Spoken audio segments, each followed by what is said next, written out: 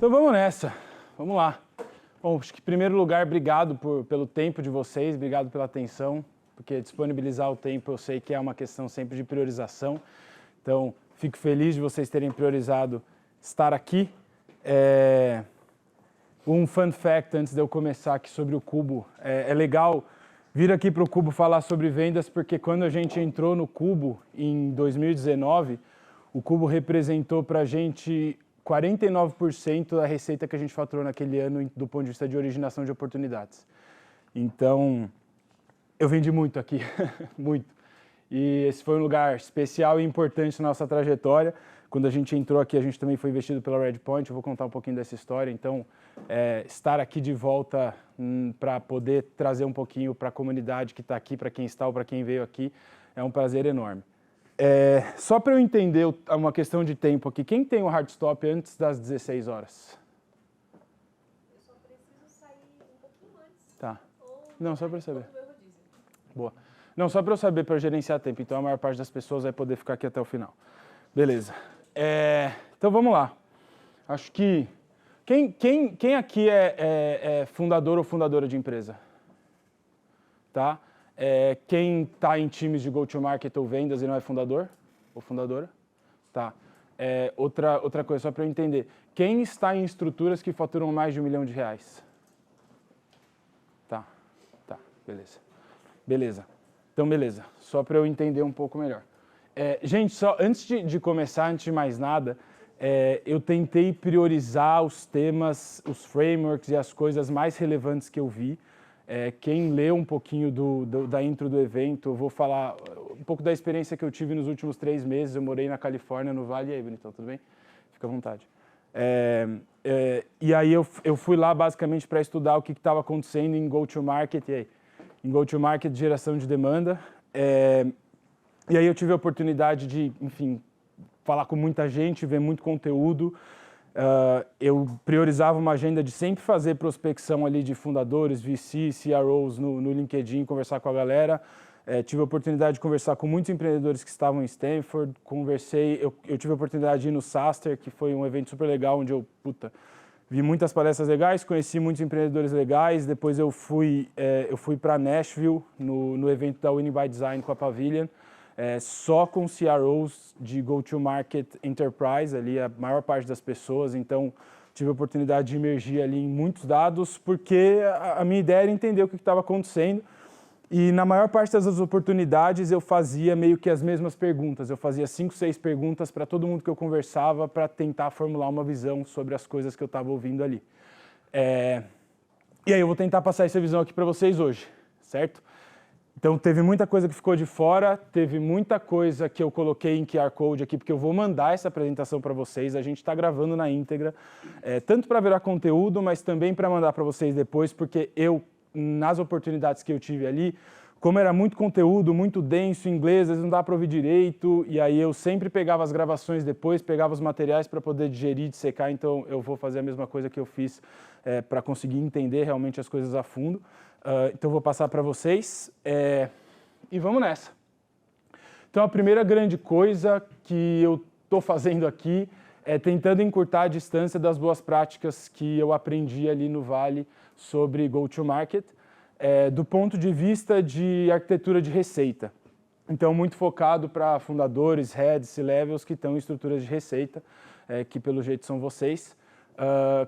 Para a gente começar a conversar um pouco sobre essa perspectiva um pouco maior de go-to-market, não só falando de vendas, não só falando de marketing, vendas, geração de demanda, mas olhando como um todo a maneira como a gente prospecta os clientes, como a gente se comunica, como a gente vende, como a gente entrega o valor, como a gente prova ROI, como a gente entrega impacto. E basicamente a minha ideia aqui, a gente tem 2 horas de workshop, um pouquinho menos, eu acho que vai ser 1h30 de conteúdo. Eu vou passar por muitas coisas e eu vou mandar isso para vocês depois, então quem quiser anotar, tirar foto, fica à vontade, mas quem quiser também só ouvir e prestar atenção, eu vou mandar depois para vocês, faço questão. E aí, no nosso sumário aqui, os pontos pelos quais eu vou passar, então, um pouquinho de contexto da minha trajetória, só para vocês entenderem o que eu conheço né, de onde eu vim, o que eu realmente consigo criar de valor aqui para vocês, o que está acontecendo no Vale, alguns big numbers para a gente entender um pouco as diferenças. Aí a gente começando a entrar em alguns pontos que foram os pontos que eu priorizei para o nosso papo aqui, que foram os pontos mais importantes na minha perspectiva. Então, Founder-led Sales e platô de crescimento, a utilização de modelos e linguagens comuns, que foi uma coisa bem impressionante também que eu vi. Geração de demanda B2B, aqui em geração de demanda B2B é o ponto onde tem menos carga de dados e slide, é muito mais empírico, porque aquilo que está na internet a gente lê o tempo inteiro, a gente recebe um monte de newsletter, a gente sabe o que a galera fala. Agora, o que realmente as pessoas me responderam toda vez que eu fiz a pergunta, como é que o seu time está gerando demanda hoje? Foi isso que eu tentei trazer aqui, um apanhado dessas respostas, certo? Falar um pouco sobre Revenue Ops e estruturas de go-to-market mais maduras, porque eu vi que o nível de maturidade ali que eles chegam do ponto de vista de Revenue Ops é bem pedrada, e eu queria mostrar um pouco para vocês das coisas que eu vi, justamente para ajudar a gente a olhar e falar, beleza, é aqui que eu tenho que chegar. Então, pelo que eu entendi, vocês estão em estruturas que estão olhando ali entre um pouco menos de 1 milhão de receita, algumas um pouco mais de 1 milhão de receita, possivelmente alguém que está além dos 5 milhões de receita. Então é legal a gente olhar para a galera que está faturando ali 20, 30 milhões, 40 milhões, 500 milhões, 900 milhões de dólares, que foram as pessoas com as quais eu tive a oportunidade de conversar. E, por último, um tema que foi impossível fugir estando lá, que foi a inteligência artificial em vendas. Quando eu cheguei, assim, o que eu conhecia de IA era, puta, legal, ChatGPT do caralho, lançamento, tudo mais. Eu sempre fui muito curioso, porque minha trajetória foi em tecnologia, mas quando eu cheguei lá eu vi que era impossível fugir do tema. 90% do tempo eles estavam falando sobre isso nos eventos, 90% dos conteúdos tinham IA de alguma maneira ali envolvido. E aí eu comecei a cutucar e entender como que realmente é possível aplicar IA em vendas, quais são as consequências que ela está falando. E aí, nesse sentido, foi um negócio que eu fiquei tão curioso e eu percebi que eu tinha tão pouco conhecimento que eu priorizei isso na minha agenda. Então, tive a oportunidade de ver eu fui atrás de ver uma palestra do Thomas Tangas, que era o Managing Partner da Redpoint lá fora, que fez Early Stage no Nubank, Uber e várias empresas absurdas, o cara é absurdo. Junto com a líder de go-to-market da OpenAI, para ouvir o que vai mudar realmente, quais são os cases mais aplicáveis. Eu vi também uma palestra do Mark Roberge, que eu deixei aqui para vocês, que foi o CRO do HubSpot, onde ele faz umas provocações muito fortes acerca de que quem implementar IA antes vai aprender antes e, portanto, o resultado composto a longo prazo vai ser uma coisa extremamente importante e a maior parte de nós vai olhar para isso sob uma perspectiva de, porra, é uma novidade, quando tiver um pouco mais maduro eu começo a implementar e aí a gente vai perder a corrida só nesse momento de ficar esperando a coisa ficar mais madura na curva de adoção. E é isso, eu vou passar por tudo isso, espero que seja proveitoso para vocês. Eu deixei esse slide aqui, mas sinceramente eu não estou aqui para falar de mim. Se alguém quiser, vocês olham depois. Eu trouxe os principais takeaways sobre mim aqui, que é que eu fundei a Bossa Box, fui responsável pelo go-to-market da empresa, levei ela até do 0 aos 2,4 milhões de receita mensais, ou seja, eu conheço uma estrutura de mais ou menos 30 milhões de ARR. Nesse processo a gente levantou 20 milhões de reais com a Stella, Redpoint e SaaSholic, que eles me indicaram a Winning by Design. Nesse contexto, eu comecei a estudar o Winning by Design, inclusive com o Alezinho, que está ali atrás, foi um dos grandes mentores nesse sentido da Winning by Design. E aí ele falou, enfim, passei pelo Astella Experts com ele, com o pessoal da Astella, e aí comecei a me aprofundar cada vez mais no que o pessoal da Winning by Design estava falando, por que era tão importante, por que os VCs colocavam tanto valor nisso, o pessoal da Astella, por que eles gostavam tanto, e aí eu comecei a ler os modelos, eu comecei a ver os vídeos, eu comecei a ler os livros, e aí comecei a me aprofundar num determinado nível que, quando eu tive a oportunidade de ir para o Vale, a primeira grande coisa que eu fiz foi pedir uma conexão, eles fizeram uma conexão, e aí eu fiquei com o pessoal lá também, tive a oportunidade de tirar dúvidas sobre alguns modelos. Então tem uma parte sobre o uso de modelos comuns que eu trouxe, que é bastante específica sobre o que eles propõem lá, e o que eu vi que, sinceramente, em B2B Enterprise maduro, 80% das empresas usam essas mesmas linguagens, esses mesmos frameworks. Certo? Bem-vindo. Então é por isso que eu vou trazer isso aqui com um pouco mais de profundidade. E aí, quando meu ciclo se encerrou na Bossa, eu continuei estudando Go-to-Market e Winning by Design, porque é um negócio que eu gostava muito. E aí, comecei a ser chamado para iniciativas de educação, de advisory, de consultoria, de treinamento, e comecei a estudar cada vez mais. E aí, já que eu estava fazendo isso, eu fui buscar inteligência, e foi por isso que eu fui para o Vale como um acadêmico, junto com a Link, para entender realmente o que existia de mais atual dentro desse contexto para eu poder trazer para cá. O que aconteceu foi que, depois de um tempo, fazendo essas perguntas, depois de um tempo consumindo esses conteúdos, eu comecei a formular uma visão, comecei a entender, comecei a generalizar algumas coisas e falei assim, tá, acho que as diferenças são essas, acho que a galera está indo mais ou menos por aqui. E aí, quando eu percebi que existia uma diferença, um gap muito grande entre as operações early stage, lá do Vale, e as nossas operações aqui, eu quis começar a trazer esse conteúdo. Foi por isso. Foi porque eu vi que existia, dentro do mesmo nível de receita, o gap, na minha opinião, é muito grande. Esse é o meu ponto. Eles amadurecem mais rápido, eles começam mais preparados, eles se estruturam antes. E aí eu falei, tá, por que a gente não poderia fazer isso, né? Por que a gente não poderia ser tão bom quanto os caras? Tem uma questão de tempo, tem uma questão de eu sei, tem uma série de fatores, o fato de, lá ter muito mais disponibilidade de talento, educação e tal, tudo isso é verdade, mas eu acho que cabe a nós pegar o que está disponível e tentar implementar para a gente conseguir chegar o mais próximo possível dos caras que a gente puder, certo? Porque eles são realmente muito bons, muito bons. Então vamos ao que interessa. Primeiro grande ponto foi que, acho que todo mundo aqui já está ouvindo isso faz um tempo, mas que a era do crescimento sustentável chegou e as variáveis para avaliar o crescimento de escalabilidade, ou seja, do percentual de crescimento que você está conseguindo fazer, a sustentabilidade desse crescimento, ou seja, a que custo, então usando a Rule of 40 ali, então fazendo a divisão da sua margem líquida dos seus lucros, né, pelo seu custo de crescimento, entendendo se você está ali entre os 40%, para entender se aquele crescimento é sustentável, mas principalmente quanto que aquele crescimento é durável, ou seja, quanto que, enquanto você cresce, você consegue entregar ROI para os seus clientes para que eles se mantenham dentro da sua operação e para que a sua retenção seja alta, para que o seu time de CS saiba o que é entregar impacto para o seu cliente e a partir disso você tenha um churn cada vez menor, para que cada vez mais você tenha uma Gross Revenue Retention maior. Né? Então, eles até falavam muito mais sobre Gross Revenue Retention do que NDR, que é a métrica que a gente mais ouve. Porque NDR, você consegue maquiar o NDR por meio de upsell, você consegue maquiar o NDR por meio de aumento de preço.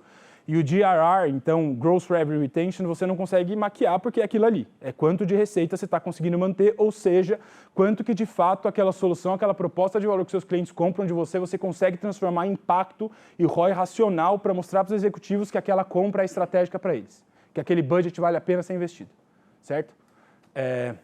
Então esse foi o primeiro grande ponto e que o shift foi dali, né? Então obviamente em 2020, 2021, o que era mais importante era a que taxa você estava crescendo, né? A gente sabe disso, todo mundo aqui ouviu isso, todo mundo que levantou dinheiro conversou disso com os seus próprios investidores, com o seu board, etc. E esse shift mudou daqui para cá, então não é sobre a que taxa você cresce, mas se o custo do seu crescimento é sustentável e se a durabilidade do seu crescimento é viável do ponto de vista do retorno que você traz para os seus clientes.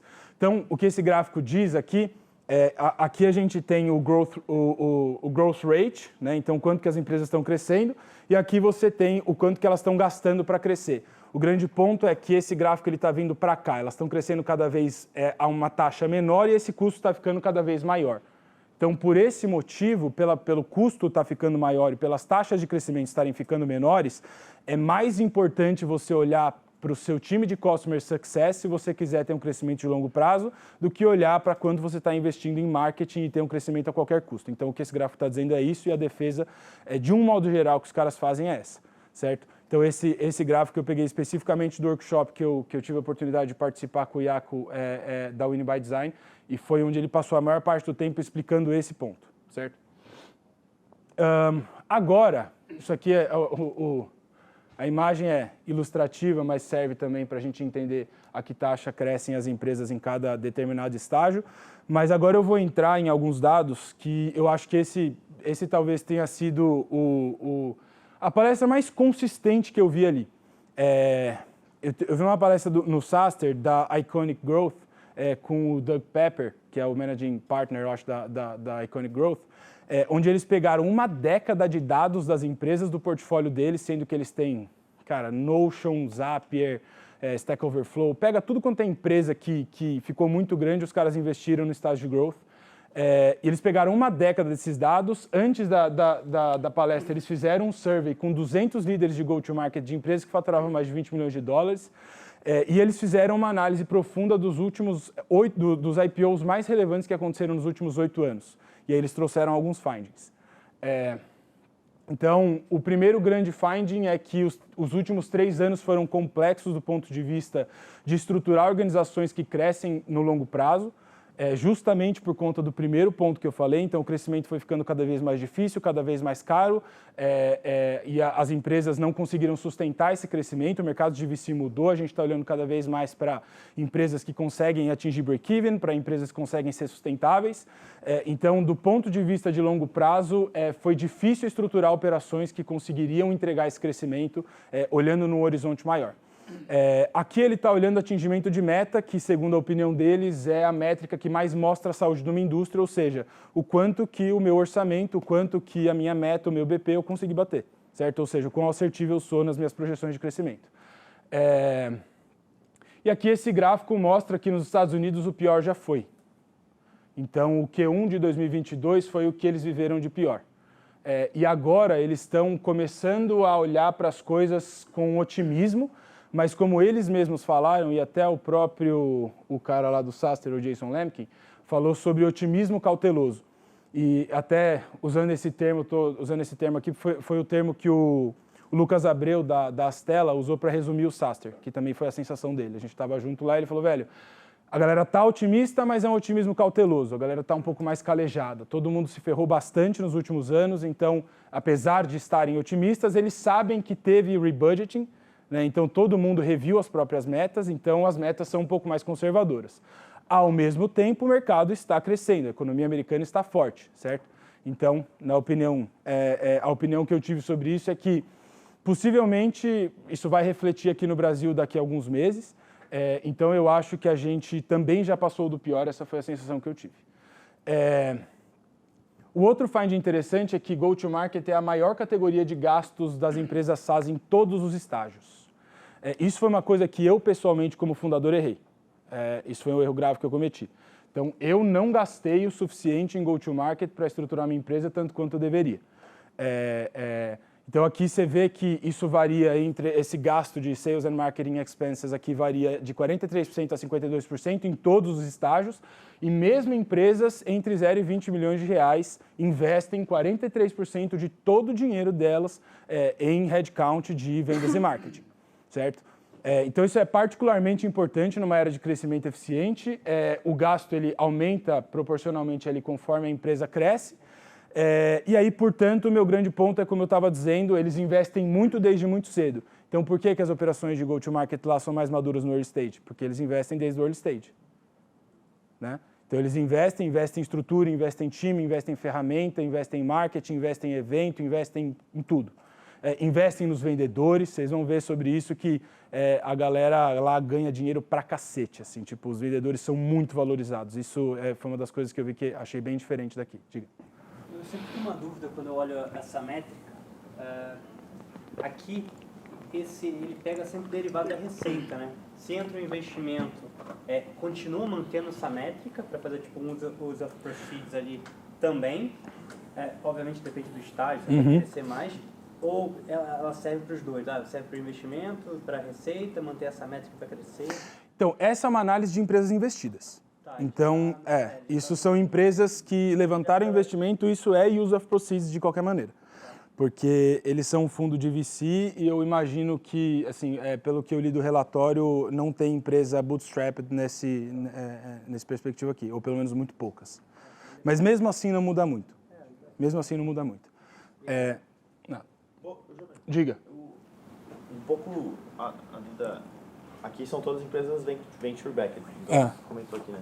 Isso pode ter uma influência de pressão do fundo, de, você precisa crescer, então por isso precisa começar o seu go-to-market, botar mais dinheiro em sales e marketing do que talvez o fundador fosse fazer se fosse bootstrap. Sinceramente, eu acho que não. Eu acho que pode ter... A gente sabe que os fundos, eles acham que o crescimento é importante, eles vão te pressionar para crescer, porque no final do dia esse é o trabalho deles.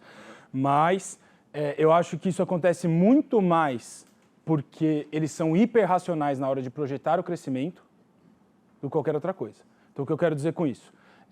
Eu quero dizer que se eles precisam bater 10 milhões de receita e o ticket médio deles é 100 mil reais ou 100 mil por ano, eles sabem que eles vão precisar vender X deals. Para vender X deals, eles sabem que eles vão ter que gerar tantas oportunidades. Para gerar tantas oportunidades, eles sabem que eles vão precisar ter essa galera. Então, essa galera é a galera que eles precisam para bater meta. Entendeu? Então, isso vem de uma conta fria. Isso não vem do tipo, o VC está... Não, tipo, quais são as nossas taxas de conversão, portanto, quantas pessoas eu preciso de vendas para bater essa meta. Entendeu?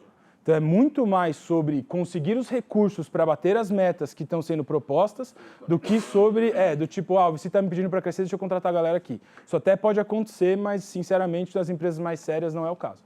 E você acha que faz sentido para até Bootstrap manter uma proporção maior em go-to-market? Cara, acho que sim, acho que sim, porque sim, principalmente se você é bootstrapped, você vai precisar gerar receita pra cacete para investir no seu business e quem gera receita é essa galera. Então, naturalmente, se você é bootstrapped, eu acho que você precisa até ser mais diligente nesse caso do que empresas funded, certo? Bom, é isso. Mais algum ponto aqui? Não? Não? Tá. Agora, falando sobre o outro dado aqui, esse outro dado que eu achei muito interessante, então esse é o Year Over Year Growth Rate por ARR, né? Então, o que ele mostrou aqui? Que as empresas entre 15 e 25 milhões de dólares de ARR atingem um platô de crescimento. Isso é de empresas que sucederam. Então, são empresas que tiveram um sucesso brutal, na maior parte aqui. E isso acontece por conta delas não conseguirem fazer a transição de founder-led sales para team-led sales. Certo? Isso é óbvio, isso é claro para todo mundo, o que eu estou falando aqui? Tá. Então, o motivo pelo qual isso acontece é porque essa transição não é bem estruturada. Essa transição não é bem estruturada justamente pela falta do uso de modelos. Porque você fala assim, o que acontece? Começa a vender, a empresa começa a crescer, você contrata a pessoa e bota ela na fogueira. Vende aí. Se vira. Assiste as calls. Não é? É ou não é? E dá merda. Dá merda. Eu fiz essa merda também. Eu fiz essa merda. Eu cometi uma série desses erros aqui. A gente pode falar sobre isso. Então, assim, as primeiras contratações que eu fiz, eu falei, velho, ouve minhas calls aí, aprende e se vira.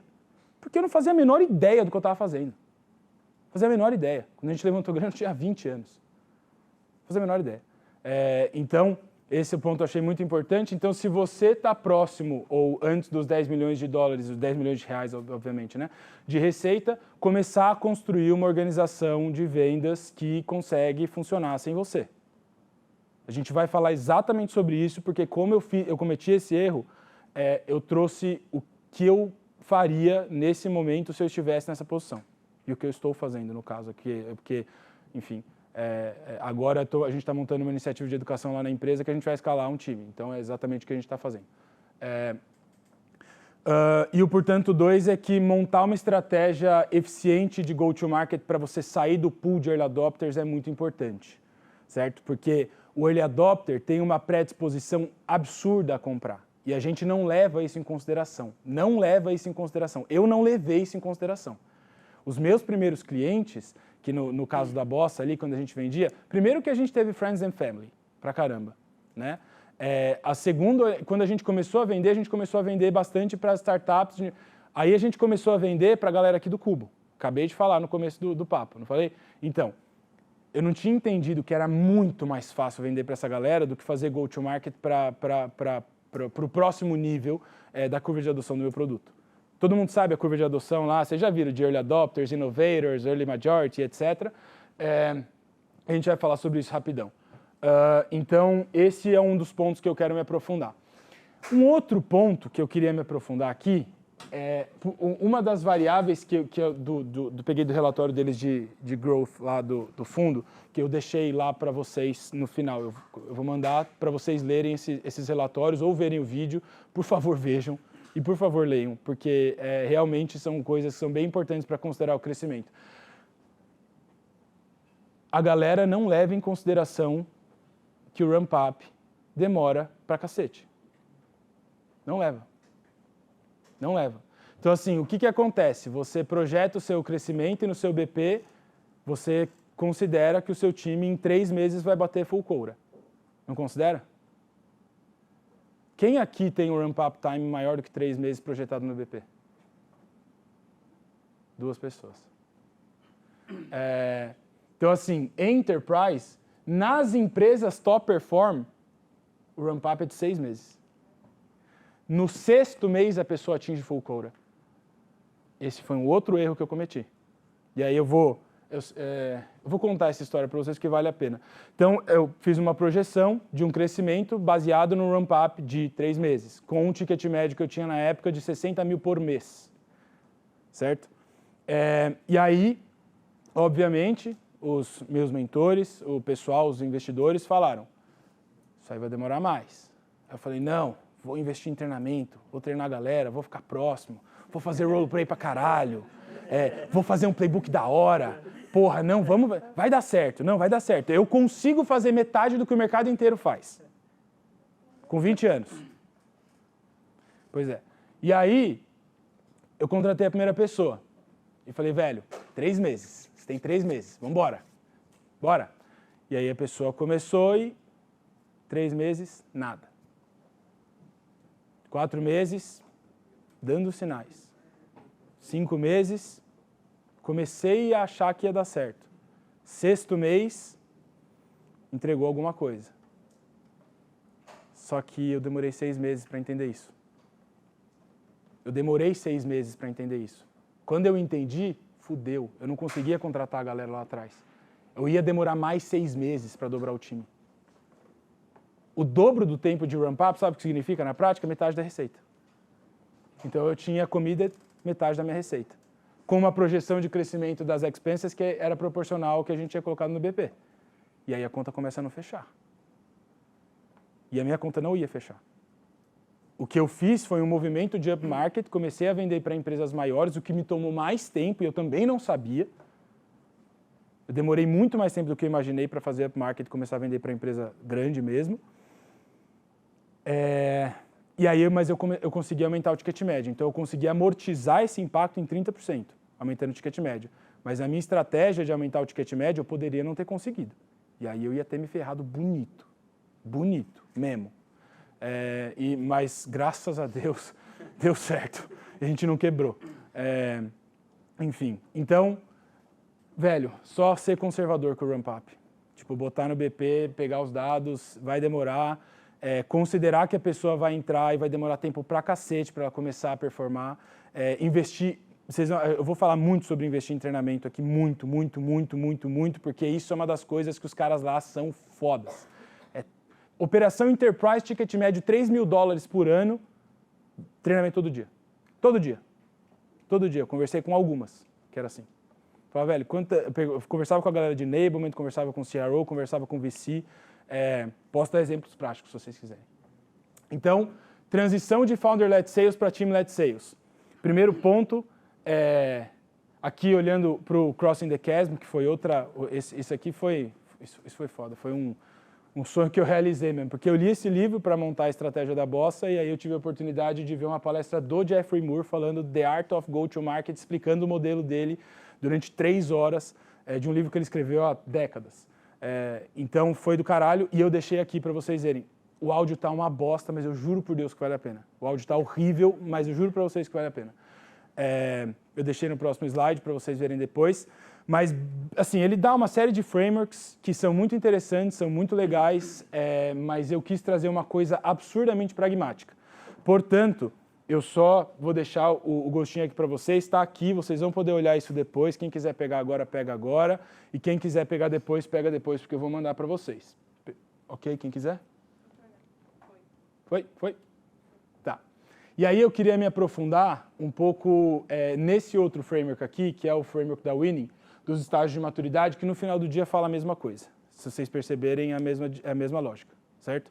Então, você está no prototype aqui, pre-revenue, você vai precisar vender o seu MVP para os innovators, depois você vai encontrar o product market fit com os seus early adopters, certo? Mesmo framework, olhado de uma maneira diferente. E aí o grande ponto desse framework aqui é que, da mesma maneira como você procura o seu product market fit, você tem que achar o seu go-to-market fit, certo? E o go-to-market fit você acha fazendo a mesma coisa que você fez com o seu produto com a sua estratégia de go-to-market. É que a gente meio que trata go-to-market não com a mesma seriedade que a gente trata produto, na minha opinião. Pelo menos eu fiz isso. E o grande ponto aqui é que para se tornar uma empresa que está escalando e atingir o go-to-market fit no modelo deles, você precisa achar uma forma de vender de maneira eficiente, efetiva e tornando o modelo sustentável. E aí, para isso, você precisa considerar, e aí eu estou pegando uma outra parada aqui, que é a escada dos líderes do modelo do Jason Lemkin, que é o cara do SaaStr lá. E aí ele fala que no começo é o founder, e aí depois você vai contratar o seu primeiro vendedor, seus primeiros vendedores, que vai ser o evangelista, e aí você precisa se tornar ou contratar o Mr. Repetível, que é justamente a parada de alguém que vai criar uma porra de um playbook que não é a sua cabeça, de founder, ou de primeiro vendedor, certo? Alguém que vai criar um playbook que vai tornar aquela operação repetível, que vai tornar aquela parada previsível, que as pessoas vão saber como se comportar em determinadas situações, que elas vão saber como preparar uma reunião, que elas vão saber como é que elas têm que se comportar numa reunião de vendas. E aí depois você vai precisar do Mr. Pense grande para você escalar o business, tornar uma scale-up, estruturar outras modalidades de go-to-market, e depois você vai precisar do Mr. Dashboard, que é a pessoa, bem orientada a dados, e antes de você fazer um IPO, você vai precisar de uma pessoa realmente estratégica, e é nesse momento que você contrata um C-Level. Dentro daquela mesma pesquisa da Iconic, que tem o vídeo aqui que eu deixei no final, mas eu vou falar porque eu achei muito interessante. A primeira coisa é que o arquétipo de uma empresa que fez IPO lá nas análises deles contrata 3 grandes líderes de vendas ao longo do tempo. Que é esse e esse. Vocês vão ver, se vocês ouvirem a palestra do Doug Pepper lá, vocês vão ver que é isso. Então eles contratam o head, um diretor e um CRO para conseguir estruturar uma empresa que faz IPO, uma empresa que vira uma empresa pública. Bom, e aí a gente vai falar agora um pouco sobre a utilização de modelos para conseguir fazer isso. Porque quando a gente não tem um playbook, quando a gente não tem um modelo, o que acontece é que a gente vende para qualquer um, de qualquer jeito, sem se preocupar com o business da pessoa, o cliente entra na empresa, não tem pós-venda, não compra de novo e não expande.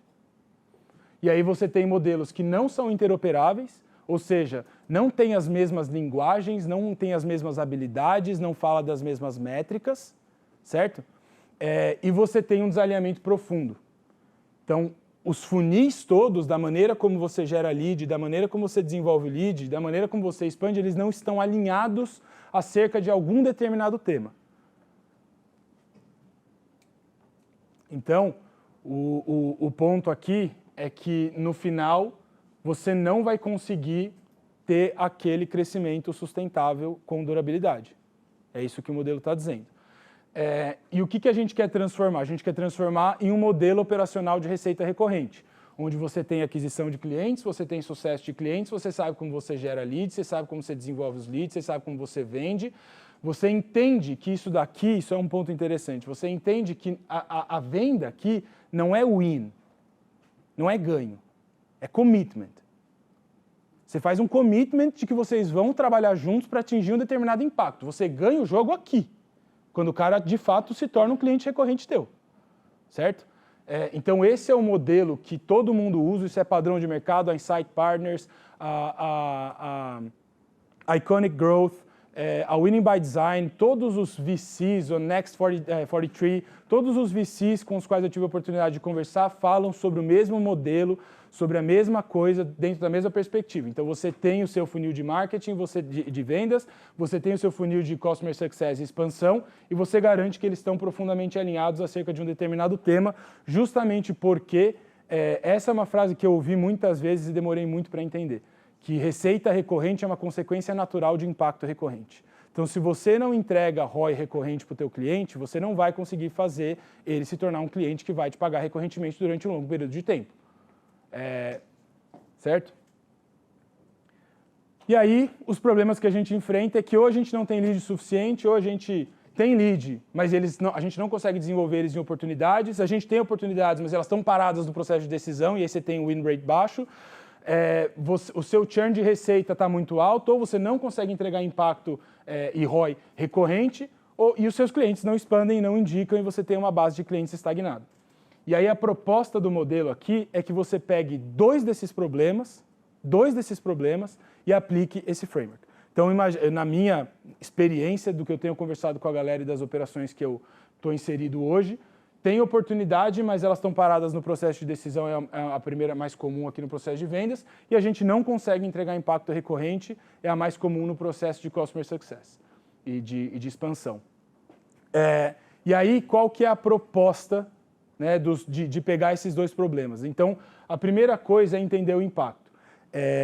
E o que é entender impacto? É fazer o time de vendas começar a perguntar no processo de vendas qual é o impacto que esse cara espera, essa pessoa espera de você quando ela está comprando de você. Metrificar esse impacto. E aí a gente subestima isso do tipo, a pessoa de vendas vai chegar lá, vai perguntar o impacto e beleza. E está resolvido. Só que não é assim que a gente consegue criar uma nova habilidade no time de vendas. Não é tão simples e não é tão rápido. Então, a primeira grande coisa é que a gente precisa conscientizar o time de vendas que eles vão ter que mudar a abordagem deles. Depois a gente precisa começar a ensinar eles o que é fazer perguntas de impacto, fazer roleplay, fazer treinamento, repetir isso recorrentemente, e aí, a partir disso, começar a ver se eles estão de fato implementando isso, se eles estão nas calls deles fazendo perguntas de impacto. Como que a gente vê isso? No CRM, você pode criar uma propriedade de impacto e falar, qual é o impacto que esse cliente espera? Geralmente, impactos são 4 grandes possibilidades. Ou é aumento de receita, ou é diminuição de custo, ou é diminuição de risco, ou é melhoria de experiência de alguém. Certo? De algum tipo de stakeholder da solução. Então, ou é aumento de receita, ou é diminuição de custo, ou é melhoria de experiência, ou é diminuição de risco. São essas 4 possibilidades. Criar um sistema de entrega de impacto. Por exemplo, nesse modelo que ele chama aqui de Joint Impact Plan. Então, a primeira coisa que você faz quando o seu cliente entra na sua empresa é criar um plano de ação conjunto de impacto. Então, vamos lá. No processo de vendas, eu entendi que o seu grande objetivo é diminuir o turnover. E você quer diminuir o turnover de 8 para 6% em 2 quarters. Isso é entender o impacto. E essa fala tem que vir necessariamente de uma pessoa que está lá no alto do comitê de compra. O gerente não vai te falar qual é o impacto. Ele não vai saber, porque ele não tem contexto, porque ele não vive essa realidade de negócio, ele não pensa sobre isso no dia a dia. Então, o outro grande ponto é conseguir se conectar com o decisor, trazer ele para o processo de vendas, a partir disso, fazer perguntas de impacto, metrificar o impacto, e aí sim, vendeu com algo alinhado sobre aquela proposta de valor que vai entregar um determinado impacto, colocou essa pessoa dentro, fez um kickoff, criou um Joint Impact Plan. Então, como nós vamos fazer para ir do ponto A ao ponto B? Então, se você quer ir de 6 para 8% de turnover em 2 quarters, quais são as iniciativas que nós temos que fazer como empresa para ajudar você a atingir esse objetivo? O impacto, no final do dia, não é algo com o qual a gente consegue se comprometer e consegue prometer que a gente vai entregar. Não tem como a gente fazer isso, porque depende de um plano de ação conjunto. Depende de que nós e os nossos stakeholders façam ao mesmo tempo aquilo que foi mapeado para que a gente consiga fazer a entrega do impacto. Certo? Está fazendo sentido? Estão muito quietos. Uma vez eu vi o Marcos Migos falando sobre dentro do Roadmap to Close, você fazer uma espécie de um acordo de validação de expectativas, ele usa a expressão tangibilizar os benefícios, foi o que você falou mais ou menos de metrificar os impactos. Isso. Seria mais ou menos dentro disso. É uma ideia muito similar, Rodrigão. Se puder documentar, tal, É. alguma coisa assim. Não, e assim, não é se puder documentar. Assim, hoje, na nossa operação, eu vou explicar como é que é o nosso Joint Impact Plan e depois eu posso mandar para vocês. O nosso Joint Impact Plan é assim. A primeira coisa que a gente fez, vendeu. A gente faz o kickoff do cliente, relembra a proposta de valor, e coloca todo mundo que vai consumir a gente dentro dessa reunião. E fala assim, galera, a proposta de valor é essa, tá claro para todo mundo? Tá claro. Beleza. Então, proposta de valor tá alinhada. O que a gente conversou no processo de vendas? Pego todas as anotações do CRM, separo de maneira estruturada, coloco no slide e falo assim, a gente entendeu que a situação de vocês é essa, a gente entendeu que as dores de vocês são essas, a gente entendeu que o impacto que vocês estão esperando são esses e que a gente vai metrificar eles dessa maneira e que você quer ir de X para Y. A gente entendeu que os eventos críticos para você atingir esses impactos são esses, ou seja, as datas que você precisa para atingir esse impacto é essa. Beleza? Beleza. Tem mais alguma coisa? Porque geralmente, depois que a gente fecha o contrato, o que acontece? A galera se desarma. Porque no processo de fechamento do contrato, está todo mundo buscando alavancagem. Todo mundo buscando alavancagem. Fechou o contrato, todo mundo relaxa. Então você tem uma oportunidade única de entrar na dor e ir lá embaixo. O que a gente faz? Pula para entregar a solução. Tem preguiça de fazer essa parada. Acha que o cliente não vai falar mais coisa. Agora, tenta pegar as anotações, botar no slide e falar assim, disso daqui, você tem mais alguma coisa para me falar? Aliás, eu preparei umas perguntas aqui, queria saber se isso aqui é verdade. A pessoa sempre tem coisa para falar. 100% das vezes ela tem coisa para falar. Ela não fala porque a gente não pergunta. Ela não fala porque a gente não se prepara bem para uma reunião de kickoff, para uma reunião de desenho de impacto. E aí, o próximo slide do nosso Joint Impact Plan é quais são as expectativas, primeiro, do dono do budget, quais são as expectativas da pessoa que mais influencia, a pessoa que mais influencia esse deal, e qual é a expectativa do usuário da solução. Então, eu coloco user, influencer e decider e coloco quais são as expectativas de cada um, boto em bullet points. Documento num PPT, depois eu fecho o PPT e mando, galera, revisem e falem se está ok. Certo? Então, revisou a proposta de valor, revisou todo o processo de vendas, entendemos quais são as expectativas de todo mundo, e aí a gente vai para o Joint Impact Plan, que é, agora a gente vai pegar o impacto, desmembrar o impacto, entender como que a gente vai bater essa parada, e a gente vai desenhar iniciativas aqui, nós como CS, se é workshop, se é te mandar material, se é educar as pessoas da empresa, se enfim, garantir que a adesão do produto vá de 0 a 5% nos primeiros 30 dias, de 5 a 12% nos próximos 6 meses, I don't know. Ter um impacto mapeado, claro, e com planos de ação embaixo desse impacto para garantir que existem as relações de causa e efeito entre onde a gente está e onde a gente vai. Certo? Diga. O impacto, ele pode ser visto diferente para cada um dos stakeholders? E outra pergunta Excelente ponto. Esse impacto a gente consegue identificar o impacto do job, né, da execução do serviço, do negócio em si, e o impacto da pessoa na carreira. Nossa, brilhante. Bom ponto. Bom ponto. No método, se vocês forem no site da Winning by Design, Resources, tem um PDF de, 10 páginas sobre impacto. E nesse PDF ele fala exatamente sobre isso. Primeira coisa é que o impacto ele é em camadas. Então, cada persona do buying center vai esperar um impacto. É por isso que no processo de vendas é importante mapear isso. Então, belíssimo ponto. Ele fala que o impacto é uma cebola que você precisa descascar. Ele faz exatamente essa analogia. Então, o impacto ele é diferente para os diferentes buying centers e você consegue aprofundar se você for cutucando, certo? Então, o primeiro grande ponto. O segundo grande ponto é que ele fala que existe um impacto racional, que é isso que a gente está falando, e existe um impacto emocional. Então, do tipo assim, a pessoa quer ser promovida depois que ela entregar aquilo. A pessoa quer que o chefe dela fique feliz. A pessoa quer tirar alguma dor de cabeça que ela não está dormindo porque ela não consegue entregar alguma coisa, certo? Então, é importante mapear o impacto emocional também. E eu mapeio e eu pergunto.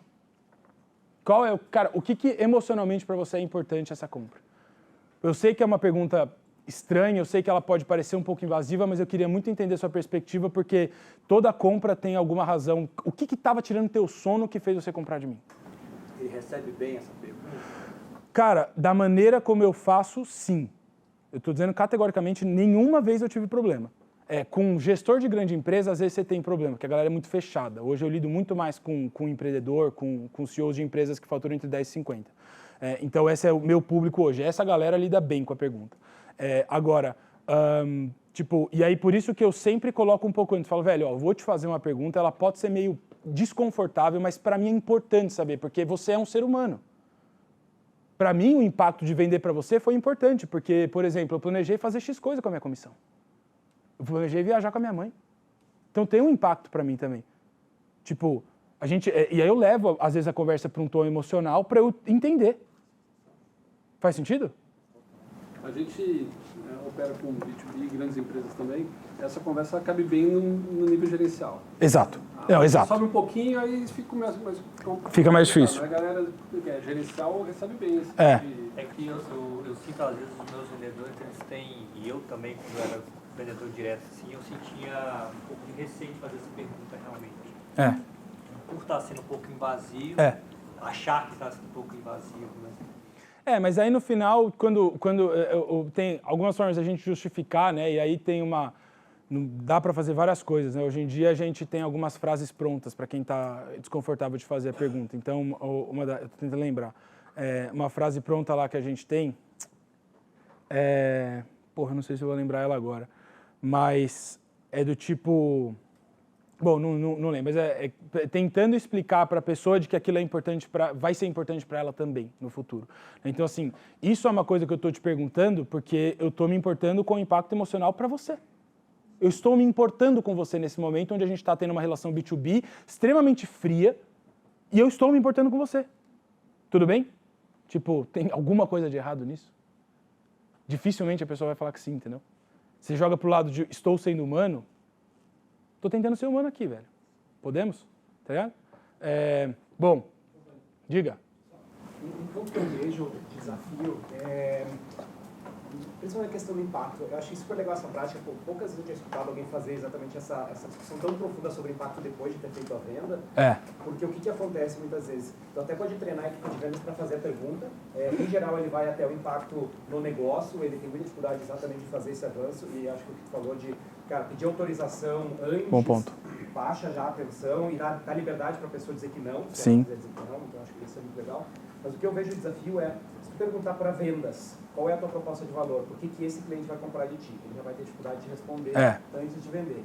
Vendeu, aí pergunta para a equipe de marketing, pergunta para a equipe de CS. Brilhante. Conversa com todo mundo e pergunta assim, o que nós vamos entregar de valor aqui? Esse alinhamento de o que nós como empresa geramos de valor, qual é a nossa proposta para esse cliente, qual é o impacto que a gente gera, eu vejo um desafio talvez até maior interno da gente ter esse entendimento comum do que fazer esse alinhamento com o cliente depois. Essa é uma visão que eu acho que a gente está muito atrás em todas as áreas em Brasil. Assim. E é por isso que a proposta disso daqui, tipo, esse slide, ele diz muita coisa nesse sentido, que é assim, essa linha aqui, rosa, é a linha do impacto. Ela deveria conectar todo mundo. Marketing deveria fazer comunicação com base nesse impacto. Pré-vendas deveria prospectar com base nesse impacto. Vendas deveria fazer a venda com base nesse impacto. Onboarding deveria revalidar o impacto. CS deveria entregar o impacto. Expansão deveria expandir por conta do impacto ter sido entregue. Essa é a linha condutora, esse é o fio condutor de tudo. Bom ponto, obrigado por ter lembrado. Talvez eu tivesse passado batido. Esse é o fio condutor. Esse é o fio condutor. Então, o grande ponto é alinhar todas as áreas de go-to-market com base em uma parada. Impacto. Impacto recorrente vai trazer receita recorrente. Se todo mundo falar sobre a mesma parada, possivelmente chegaremos lá. Se nós chegarmos lá, a gente vai executar um crescimento que é durável. Porque se você tiver receita retida na sua empresa, aí você é super poderoso, entendeu? Ao longo do tempo, lógico. Eu posso fazer mais Por favor, aí depois... Eu vou complicar um pouco essa questão do Bora. impacto, né? E principalmente quando a gente fala de... por mais que eu tenha um produto, eu tenha uma proposta de valor, e aí eu vou conectar com o que ele fala, as pessoas, cada um recebe um impacto, principalmente em nível pessoal, diferente. E mesmo que eu tenha o meu posicionamento, o meu messaging alinhado, eu vejo que cada cliente compra por uma razão diferente. Então, aquele impacto que eu tenho como visão do negócio, como eu geralmente, o que eu entrego, cada empresa pode ter receber diferente. Aí, de novo, o que você falou, vou pegar as anotações do CRM e vou entender o que é impacto específico para aquele cliente. Então, não é só o entendimento padrão de como eu, em geral, gero valor com o meu produto, ou as minhas hipóteses de valor, talvez um pouco mais amplo, mas especificamente naquela conta, e isso tem que andar para o CS depois, para o CS alavancar o impacto. Sim, concordo, mas para mim, se você é um software que está lidando, por exemplo, com RH, o seu impacto vai estar relacionado a ENPS, a turnover, a felicidade dos funcionários, eu não sei, mas alguma métrica de RH. Vai ter uma lista... E aí, quando a gente amadurece essa discussão, uma das coisas que a gente fez numa das empresas que eu estou como advisor, uma das coisas que a gente fez foi pegar essa discussão, depois a gente amadurecer ela durante 6 meses, implementar isso para o time, treinar o time toda semana durante 6 meses sobre esse tema. O que a gente fez? Entendeu as métricas em comum. E aí, o que a gente fez depois? Criou um pool de métricas em um slide que tem todas as métricas que os clientes pediram ao longo do tempo, porque aí ficou processualizado. O CSM pode olhar para aquele pool, se ele não tiver capacidade, se não for sênior o suficiente para ter uma conversa de negócio, eu tenho as métricas mastigadas ali. Qual dessas métricas aqui é importante para você? Mas não é qual é importante para você. Qual delas o teu chefe vai te cobrar no quarto que vem? Qual dessas métricas? Ah, porra, é NPS. Meu chefe está me cobrando pra cacete por NPS. Você tem uma meta de NPS sua ou da sua área? Tenho. Você tem bônus atrelado a ela? Tenho. Esse é o impacto. Entendeu? Então, tipo, eu concordo com você de que ele pode variar, mas quando você amadurece a discussão, você começa a criar algum corpo de generalização sobre aquelas informações. Né? Se tu tem consciência sobre isso, da importância disso, tu vai aprendendo... Exatamente. Criando um pool de shortlist. Exatamente. O ideal, na minha opinião, na minha humilde opinião, o ideal é que você tenha gente sênior capacitado o suficiente para conseguir fazer essa pergunta e chegar lá no fundo daquele problema naquela situação e pegar aquela métrica. Essa é a minha opinião. Mas assim, se você não tem um time sênior e você precisa processualizar, velho, playbook e bala, entendeu? Melhor do que não fazer nada. Diga. Na realidade, na sua pergunta, eu sugeri a operação que eu lidero hoje, por exemplo, a gente já consegue fazer uma linha reta desde a pré, lá do time de VDRs, Brabo. até a passagem de titulação para CS com qualificação. Né? Então, a gente define 3 principais perguntas e elas são as dores. Boa. E a gente já consegue fazer tudo com uma linha reta e isso ajuda muito. E aí, com isso, eu queria fazer uma pergunta para você. Eu vi que você veio direto para meio fundo de funil. E eu queria te perguntar se hoje, na sua visão e na sua experiência, como o topo do funil consegue ajudar no encurtamento da curva de vendas. No encurtamento da curva de vendas? Principalmente visando enterprise. Né? Basicamente, eu trabalho com uma ferramenta SaaS para RH, que você falou aí. E hoje, enterprise, a gente sabe, eu tenho uma curva de vendas mais de 6 a 8 meses. Uhum. Então, mais de uma persona. Isso dificulta pra caramba. Então, eu tenho que falar com mais de uma pessoa e, sendo transparente, uma das soluções que a gente encontrou hoje é tentar em uma semana, ou pelo menos uma quinzena, falar com mais de uma pessoa e depois conectá-las todas numa reunião de proposta para conseguir alavancar para uma diretoria, porque a gente não fala com gerência. Uhum. Mas eu queria... Boa. Assim, qual é o seu nome? Catarina. Então, Catarina, eu diria que a primeira grande ajuda que você pode dar para o time de vendas é você passar para frente deals onde realmente existe uma oportunidade. Porque se realmente existe aquela oportunidade, se realmente existe uma dor profunda, o ciclo de vendas tende a ser menor. Então, ponto 1. A gente coloca muita coisa no pipeline que não tem oportunidade de verdade, e isso suja a métrica dos times de vendas, porque deixa o ciclo como um todo no average, deixa maior, porque a gente está botando para dentro coisas que não têm efetivamente uma oportunidade. Então não deixar passar para frente aquilo que a pessoa falou que não tem uma dor urgente, com budget, com decisor na mesa. Então, assim, se não tiver uma dor profunda, identificada e metrificável, com budget para resolver essa dor, urgência para tomar uma ação agora e um decisor na mesa, eu não passaria para frente, porque não é uma oportunidade. E aí, como que eu respondo para o investidor? O quê? Por exemplo,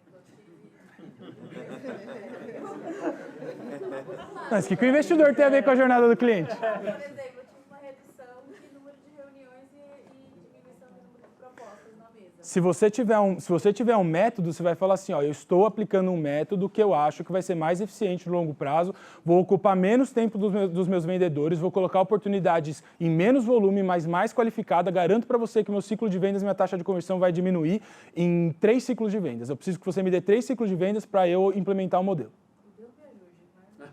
Não, vamos nessa, depois pega o QR Code no final, vamos bater um papo. Mesmo? Menos é mais é uma das maiores verdades que pouca gente está falando fazer. E a gente adora botar espuma no pipeline, velho, faz número. É divertido, você olha lá, o pipeline tá cheio pra cacete.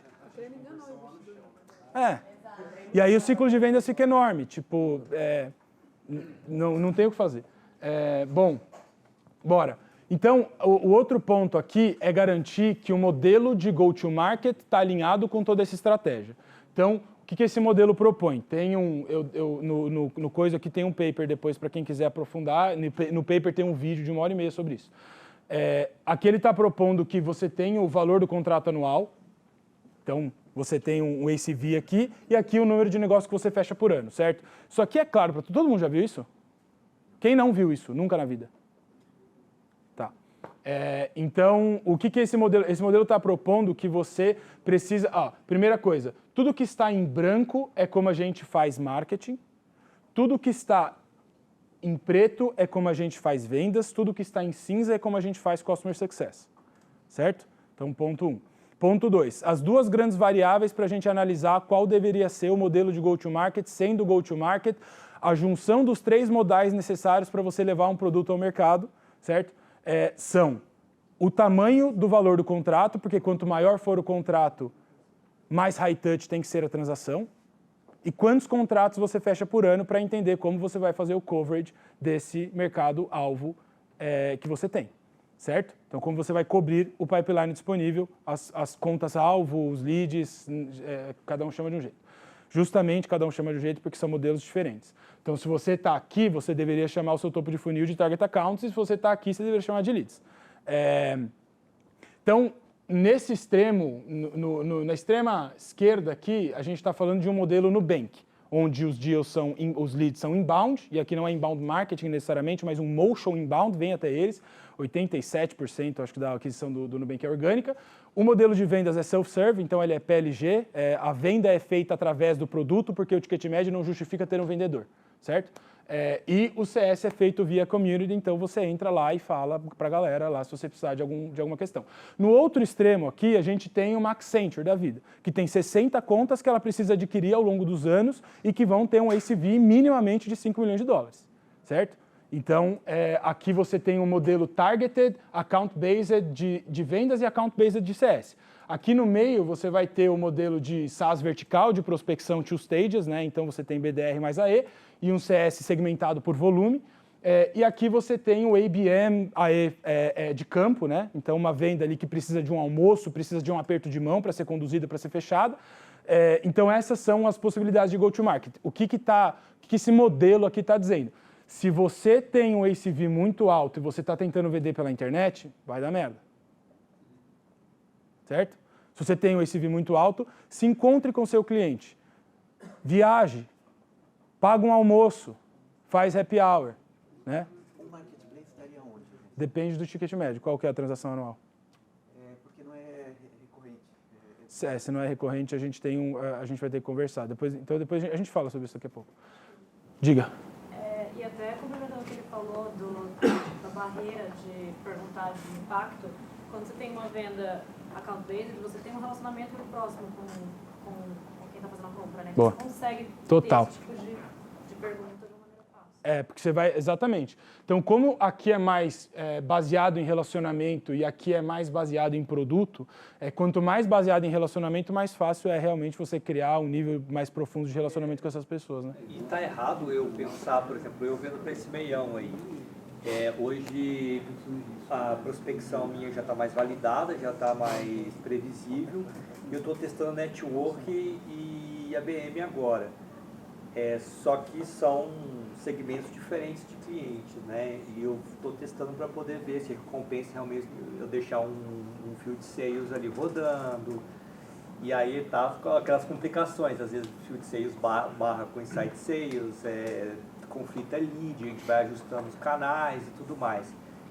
Você acha que é interessante a estratégia de tentar tudo de uma vez e ver o que dá certo e mitiga, ou validar um, beleza, valida outro e aí vai... Cara, definitivamente a segunda, definitivamente mesmo, até porque dentro isso eu ouvi em várias das paradas que eu falei aqui.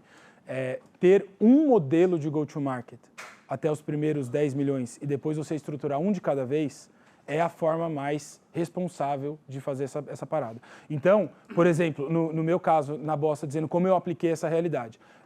Eu vendia para middle market, eu vendia para empresas de tecnologia, ou seja, startups, e eu vendia para large enterprise, certo? Então, eu tinha 3 segmentos. O que eu fiz? Eu escolhi um modelo de go-to-market e apliquei para os 3. Só que o meu ticket médio justificava, certo? Então, o que eu fazia?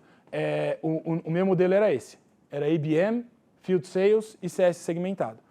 Velho, eu ia vender para startup do mesmo jeito. Ia, almoçava, happy hour, pagava almoço, tal. Ia vender para o middle market, fazia a mesma coisa. E aí depois, no final, na conta geral, eles todos se equilibravam e se pagavam, certo? Mas eu tinha uma especialidade, eu ensinava o time uma coisa, certo? Então, isso ajuda muito sobre uma questão de complexidade. A gente vai falar sobre isso no modelo de Revenue Ops. Que horas são? 15h05, a gente tem tempo ainda. Tá. A outra coisa é garantir que a gente tem um modelo de dados alinhado com os padrões de mercado, certo? Muitas vezes eu chego nas empresas e aí eles têm, isso aqui chama de prospect, e muitas vezes o que é prospect é todo mundo que chega no site, só que não tem MQL, vai direto para o SQL, aqui tem outro nome, enfim, não nomeia as coisas de maneira padronizada e, principalmente, não tem critérios claros para qualificar esses dados. Então, assim, tudo que chega no site é database, não é lead. Lead são as pessoas que têm algum tipo de fit. Senão, você começou a sujar lá do começo as suas métricas. Então, se tem um tipo de fit, então uma pessoa que visitou o seu site e tem fit com o seu perfil de cliente é um lead. Certo? Uma pessoa que visitou o seu site, tem fit com o seu perfil de cliente e demonstrou por meio de alguma ação dela que ela tem uma dor, é um MQL. Então, como é que ela demonstra que ela tem uma dor? Baixando algum conteúdo, chamando para falar com alguém, indo a algum evento, tentando consumir algum conteúdo específico sobre algo que você sabe que está na jornada de compra dela. Certo? Então, você precisa ter uma forma inteligente de dizer, então, baixou o e-book é MQL, levantada de mão é MQL, esse tipo de coisa é MQL. Não é só porque ela assinou a newsletter, não é só porque ela se cadastrou numa landing page que ela é MQL. Tem que ter as correlações de causa e efeito mais claras aqui. Uma oportunidade para mim foi exatamente o que eu falei para a Catarina. Na minha opinião, uma oportunidade é alguém que tem todas essas características e tem uma dor profunda que a gente entendeu e conseguiu mapear, um decisor na mesa, budget para resolver e urgência. Se não tem esses aspectos, não pode qualificar como uma oportunidade, porque senão você está colocando coisa suja no pipeline, vai ferrar a taxa de conversão, vai ferrar o ciclo, vai ferrar tudo. Certo? E aqui um Sales Accepted Lead, que é uma proposta, na minha opinião, isso aqui é uma opinião minha mesmo, é quando a pessoa chega no momento de receber uma proposta e você apresentou a proposta para ela, ela é um lead aceito. Antes disso, ela pode desaparecer. Pode acontecer um monte de coisa e você pode colocar como SAL uma coisa que não é. SAL é o maior indicador de receita futura que existe. É o maior indicador de receita futura que existe. Quando o seu time de vendas falou assim, eu peguei esse lead e eu aceito ele, velho, isso deveria ter uma taxa de conversão minimamente, depende do ticket médio, mas deveria variar entre 30% e 40%. Deveria ser alta, mesmo que o volume seja mais baixo, certo? É isso.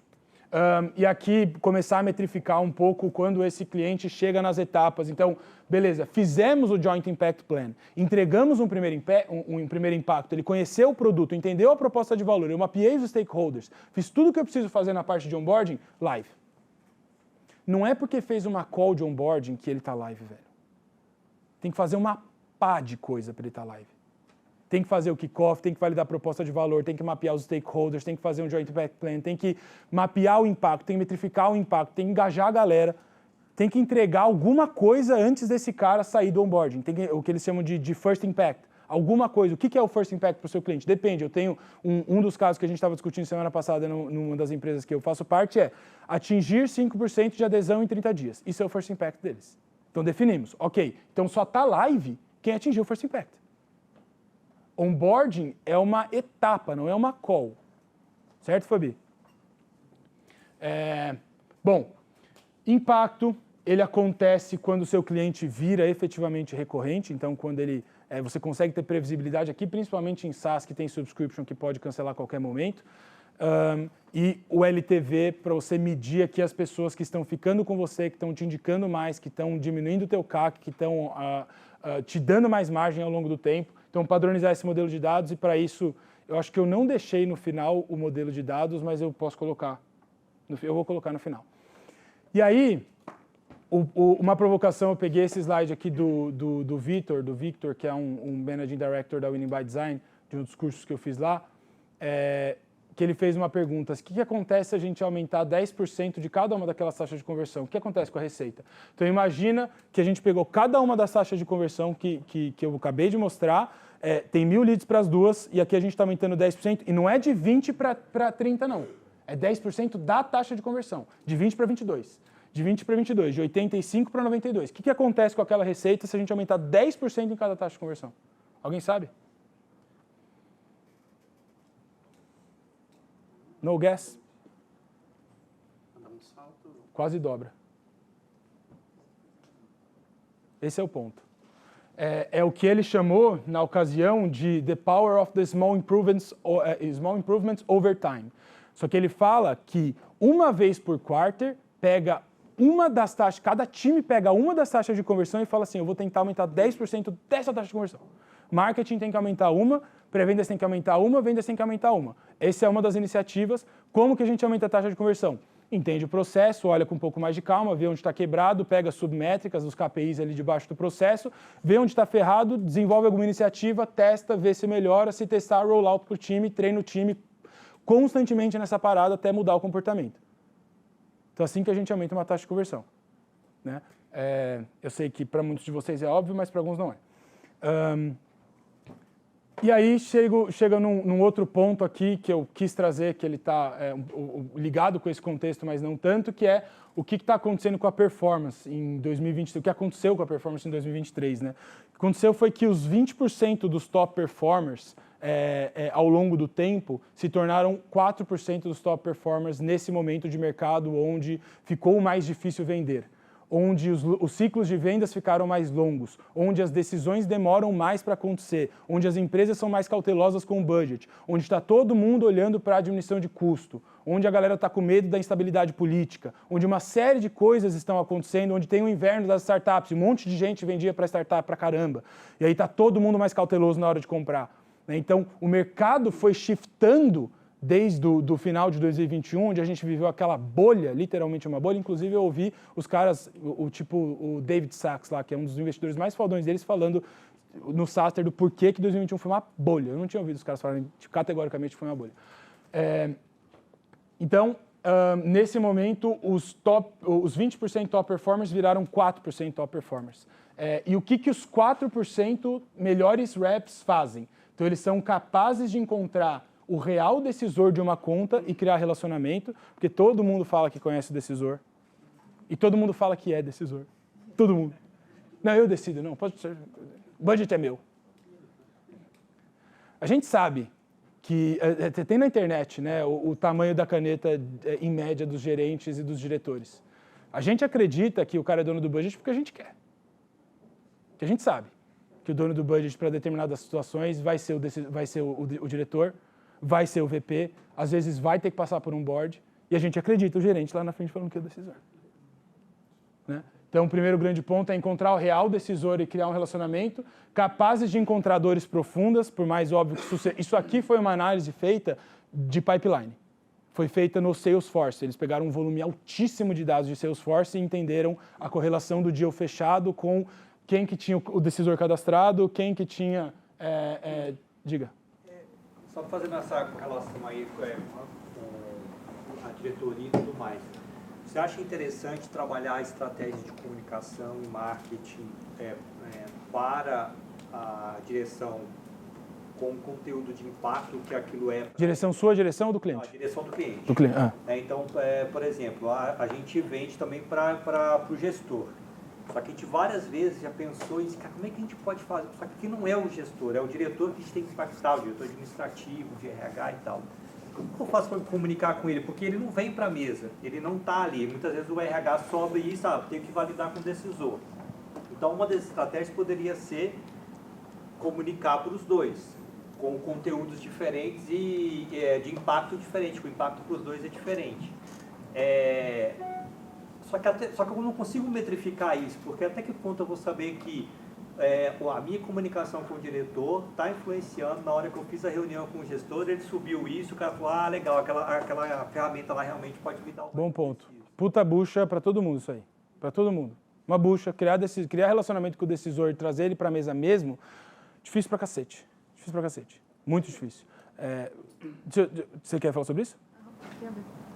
Não, então a minha dúvida é porque eu tenho a sensação que agora que o mercado de tecnologia está um pouco saturado, às vezes tem muito concorrente e tal, que às vezes os próprios tomadores de decisão eles não querem se envolver tanto em alguns processos de venda. É por isso que é difícil. Está virando commodity, tipo, deixa o analista decidir, passa a diferença, não tem muita diferença de preço, vamos embora, tal. Eu não sei, isso é uma coisa que o pessoal está falando, porque eu acho que quando não é uma aposta de inovação, quando é só mais uma tecnologia como qualquer outra, escolhe uma dentro das 1000 disponíveis, eu não sei até que ponto que essa abordagem continua fazendo sentido. Na verdade, assim, definitivamente existe uma guerra pelo tempo dos decisores para todas as empresas. E aí não é só a empresa SaaS, galera, é para todo mundo, né? A gente sempre teve vendor tentando vender para a empresa, a gente sempre decidiu por contratar ou não contratar novos fornecedores. É que nesse momento da humanidade a gente está falando mais de SaaS, muitas vezes. Mas as empresas, a previsão do Gartner é de novo de aumento de gasto com tecnologia. 8% do gasto global, 15% com SaaS ano que vem. Então, assim, a gente vai ter um aumento de novo dessas empresas comprando cada vez mais. Só trazer o ponto de criar relacionamento com o decisor. Criar relacionamento com o decisor é extremamente difícil. E aí eu diria que duas coisas são muito importantes na minha experiência, tanto de quando eu fazia isso, quanto de hoje que eu vejo as empresas e vejo o que dá certo do que eu proponho e do que não dá certo. Então, a primeira coisa mostrar que a gente realmente é um business muito sério, que a gente se importa com aquela empresa, e eu digo isso como, por exemplo, se a gente vende para grande empresa, do tipo assim, coisas que eu vi dar certo nos últimos meses. Pô, o rep que, antes da reunião, entrou no site da empresa, entrou no relatório de investidores, baixou o relatório de investidores, pesquisou as palavras-chave, pesquisou as coisas na mídia, entendeu os principais pontos da empresa e chegou mandando uma mensagem para aquele decisor extremamente consistente do ponto de vista de negócio, chamou a atenção do cara. Então, se diferenciar para chamar a atenção desse cara por meio de excelência, diria. Por meio de conhecimento de business, né? Então, ponto 1. Uma vez que a gente conseguiu fazer isso, e esse, na verdade, ele acaba sendo o grande caminho, ou influência de relacionamento, aí nível de influência mesmo, do tipo os founders, os VCs, eu vejo muito, isso dá muito certo, né? Óbvio, quando a gente estava fechando, sei lá, com a Eletromídia, e eu pedi uma ajuda para o Manuel, eu falei, Manuel, você é board na Eletromídia, dá um toque. O cara ele mandava o WhatsApp na hora, é lógico, mas é fácil, não é sempre que você vai ter essa zona de influência disponível. A outra possibilidade é você ser brutalmente excelente na hora que você está preparando uma mensagem para um cara desse, para você chamar a atenção dele. Segunda coisa é fazer um combinado, falar, velho, seguinte, sua empresa está comprando de mim, eu realmente estou interessado em entregar valor, eu preciso de você 1 hora por trimestre. 1 hora por trimestre. No Joint Impact Plan agora e todo quarterly business review que a gente for fazer. Só. Não estou pedindo mais nada. Você está gastando comigo, por exemplo, vamos supor, um dia que a gente estava fazendo agora que a gente teve esse caso. Você está gastando comigo 3 milhões de reais no ano. Você não acha que vale a pena 1 hora por trimestre para eu te mostrar o que eu estou fazendo?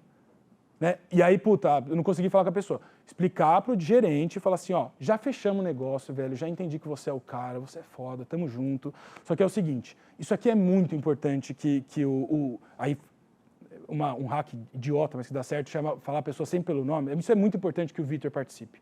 Muito importante. Eu realmente preciso que você mostre para ele a relevância dele participar dessa reunião, porque senão a gente vai ficar com uma visão enviesada e depois, na hora de renovar, a gente não vai conseguir renovar e você vai deixar de atingir suas metas. Né? Então, É uma bucha isso e a gente tenta de N formas. Uma coisa assim que a gente tem começado a fazer, mas também só depois pós-venda, né? Na hora do onboarding ali, que você está fazendo a passagem de bastão, validando as coisas, a gente fala, olha, nosso diretor aqui gostou muito da operação de vocês, a gente queria uma conexão aí, posso conectar ele com o teu diretor, para ele poder fazer uma reunião, meia horinha para ele te conhecer, mas nessa questão mais pessoal, sabe? Aí eu conecto o nosso diretor, né, com o diretor deles, aí o meu diretor valida ali essas informações e depois desce pra gente, fala, o cara tá esperando isso que aconteça. Óbvio que é ruim, assim, não acredito que isso seja tão escalável assim, que eu tenho o meu tempo, o tempo dos meus sócios para fazer isso, porém, eu também não estou vendendo tanto assim que eu não poderia fazer isso agora. Entendeu? Exato. Então, eu acho que faz super sentido e até tem uma estatística de que criar 3 relacionamentos cross entre o buying center do cliente e a nossa empresa aumenta em 3 vezes, eu não lembro exatamente quantas vezes, mas é bem essa dimensão mesmo. Aumenta em 3 vezes a possibilidade da compra fechar. Então essas trocas cross, elas fazem muito sentido e estatisticamente elas dão certo. Só complementando, eu acho que tem tudo a ver com, um item tem a ver com o outro ali que você colocou. Então quanto maior a dor, maior o impacto gerado, mais vai ser importante para o decisor. E aí ele vai se importar em participar do processo. E também em relação ao cross, eu já vivi algumas situações ruins que, obviamente, a gente resolveu mudar, mas quando você já está dentro do cliente, você tem lá o seu ponto focal. Às vezes tem um ponto focal, às vezes tem 2. E, de repente, tem mudanças dentro da empresa que esse cara ou os 2 caras saem da empresa. Então, isso é um risco altíssimo para você. Exatamente. Então, se você começa a ter mais relacionamentos dentro da empresa... Cara, brilhante. Esse ponto é extremamente importante. E o motivo pelo qual... Esse é um dos motivos pelos quais, hoje em dia, como nesse trabalho que eu estou falando que eu faço, a gente investe tanto tempo em Customer Success. E nessa parte de criação de relacionamento com a galera do Buying Center. Porque quando troca o user da sua solução e você não criou relacionamento com o cara ali em cima, velho, assim, a chance de churnar é muito alta. Só o cara ali de cima, são outras... Também, mas... players, porque às vezes o cara às vezes sai todo mundo. Tudo bem, mas o dono do budget é muito importante, entendeu? Então, Sim. Se você tem em áreas, sei lá, que são cross ali, você também tem gente que gosta da sua solução, você se protege mais. Justo. Boa. Gil, eu ia falar, ele perguntou ali, né, como trazer o decisor antes do processo de venda, né, antes de efetuar a venda. Tem uma estratégia meio radical, mas não passa proposta. É verdade. Bom ponto. Se você não trouxer o decisor junto na mesa, na reunião, 15 minutos eu preciso apresentar a proposta, em 15 minutos eu preciso do decisor na mesa, senão não... Então isso é uma regra que a gente aplica. Meio radical, mas funciona. Não, é radical e regra sempre, assim. Isso não vai apresentar, não apresenta. Não foi? Não fiz isso? Com ele. Quanto não tiver, não posso, velho. Demorou mais de um mês, né? Se não é prioridade para comprar, não é prioridade para vender. Se o cara está querendo comprar, não. Porque você fala que precisa de 15 minutos. Quando você consegue? Se ele está com pressa, se ele quer realmente que o negócio aconteça, aí você já consegue isso. Tirar a oportunidade se ele não está no momento de compra, entendeu? Você já qualifica, sabe? Muito bom ver. Exatamente, termômetro do quanto que você quer comprar. Porque é isso, quando a pessoa realmente quer comprar, ela se dedica ali. É que eu vejo que muitas vezes... É que eu vejo que muitas vezes ainda vendas tem essa dificuldade que a gente comentou antes de saber se o cara realmente é o decisor. Às vezes você consegue pegar, tipo, não, eu sou o decisor, sou eu que decido. Aí já que você passa a proposta dele, não, beleza. Então vamos lá. Não, só precisa de validar com o gerente antes, ou com o diretor antes. Exato. Não, precisa com a Clássico. Clássico, brilhante. Exato. É uma questão de ego isso aí, né? Não tem jeito, velho. A gente tem que enfrentar, e por isso que a gente também tem que saber gerir ego de prospect. Tem que saber gerir ego de prospect, diga. Eu trabalho numa empresa que a gente faz um serviço consultivo de governança de TI. E a saída desse tipo de acontecimento, onde o lead entra numa agenda e não tem o real interesse, ele só quer escutar porque, o que você falou, questão de ego, foi qualificar os C-levels. Então, chegar direto no decisor. Eu sou o BDR da empresa e eu só falo com o C-level, por exemplo. Justo. Bom ponto. Matou muito, assim. Belo ponto. Mais difícil. Você tem muito menos reunião, você tem que investir um esforço muito maior para fazer isso. Mas, belo ponto. Com certeza. Não tenho nenhuma dúvida. É o caminho mais difícil, é a porta mais estreita. Mas exige um nível de formação do BDR. Total. Que é Total. talvez o principal gargalo. Total. Um bom parte da equipe que está customer facing não faz Exato. isso porque não sabe fazer, porque não entende de negócio. Exatamente. Se cai na frente, em 3 minutos ele perdeu credibilidade, e aí fica desconfortável para ele, não faz mais. Então, eu acho que tem muita dificuldade de formação da equipe de vendas, aí fica o quê? Todo mundo dependendo do diretor, do gerente, do founder, para acontecer. E é por isso que precisa de treinamento e processo. Esse é o ponto, entendeu? É por isso que precisa de treinamento e processo. Precisa constantemente, toda semana, fazer roleplay para a galera, simular conversas difíceis de negócio, ver como a galera reage, mostrar, gravar calls boas que você faz, deixar para o time assistir, treinamento, porque não tem outro jeito. Se você não tem, ou você contrata uma equipe sênior que é mais cara, ou você contrata uma galera e investe em treinamento. Agora, se você contratar uma galera que não é sênior e não investir em treinamento e quiser que a taxa... Não dá, a conta não fecha, entendeu? Boa, alguém tem mais algum ponto? Bora. Beleza. Isso daqui é um modelo, é o modelo de one-pager playbook da Winning mais comum ali, e que facilita muito a compreensão e o uso no dia a dia dos reps, né? Então ele conecta o modelo de dados, o estágio e esse estágio ele é muito mais relativo à jornada de compra do que ao processo de vendas, certo? Então assim, a gente está falando de uma conversa, a gente não está falando de um pitch. A gente está falando de um diagnóstico, certo? A gente está falando de persuasão, de convencimento. A gente está falando sobre prescrição, não sobre proposta, certo? Enfim, sobre apresentar, né? Então, aqui quem vai fazer... Isso é o modelo de one-pager playbook deles. Então, o resultado que é esperado, então, na reunião ali, quem é o responsável por aquela etapa do processo, então SDR handoff para AE Professional Services ou Sales Engineer, os steps que devem ser feitos, então identificar a dor, determinar o impacto,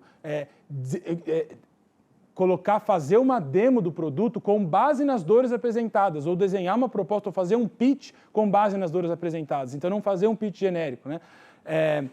O tempo máximo no estágio, então criar um SLA e criar um critério de saída daquela etapa, né? Então, se você, por exemplo, aqui, se você não tem os critérios de qualificação, esses critérios e não existe uma discovery call marcada para o próximo passo, não pode passar para a próxima etapa. Então, criar esse tipo de trigger para o time, colocar isso no CRM, modularizar o CRM com base nisso é extremamente importante.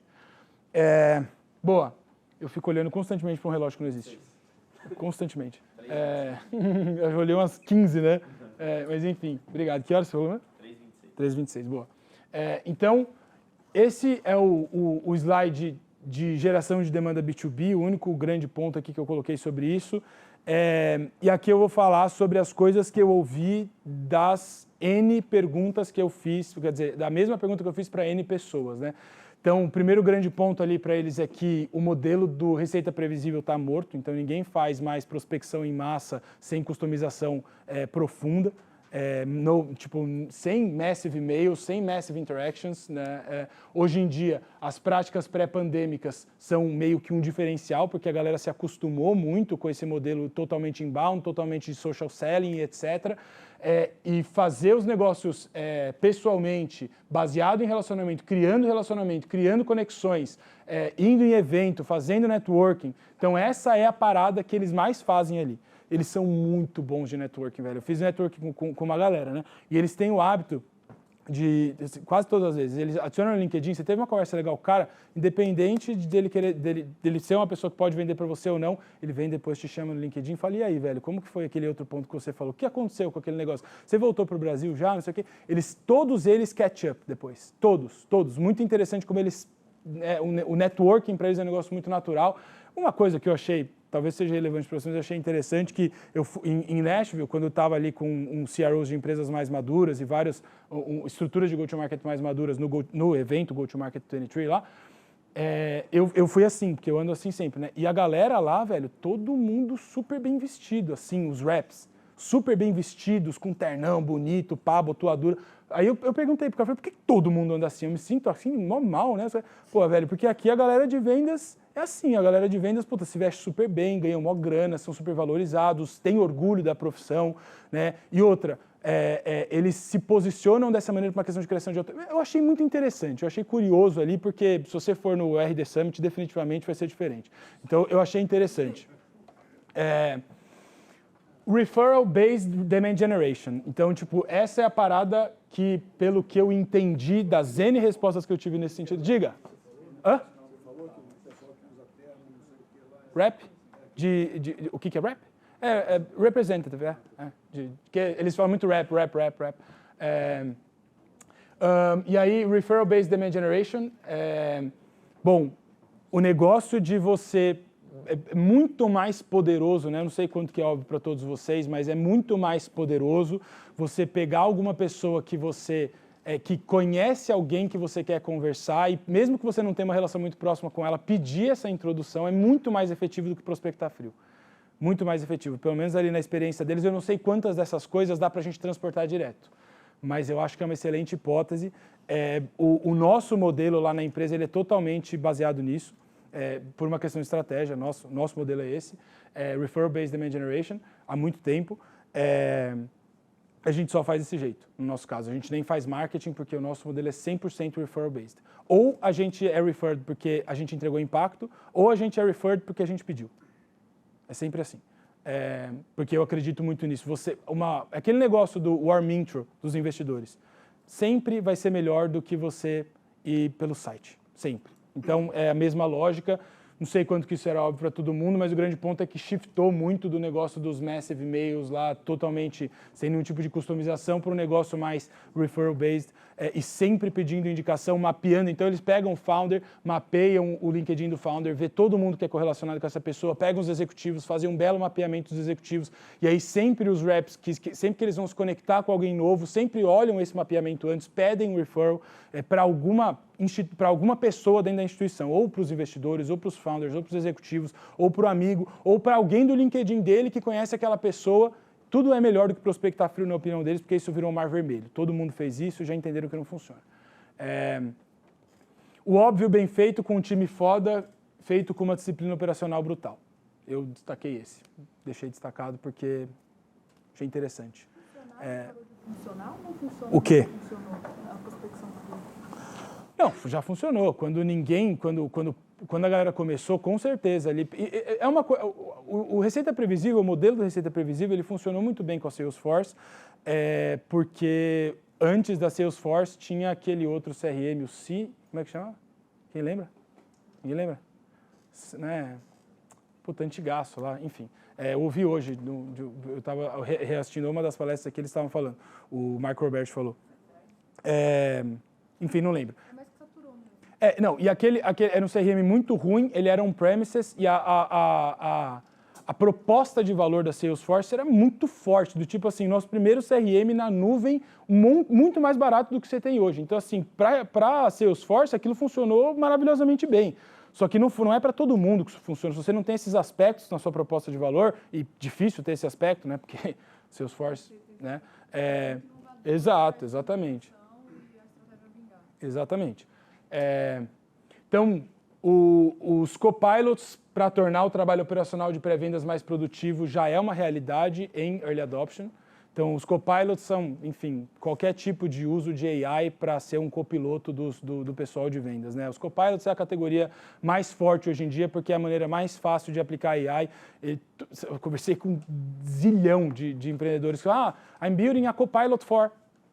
tipo, muita gente fazendo isso lá, mesmo baseado nas APIs disponíveis do ChatGPT, do Bard, enfim, das outras soluções.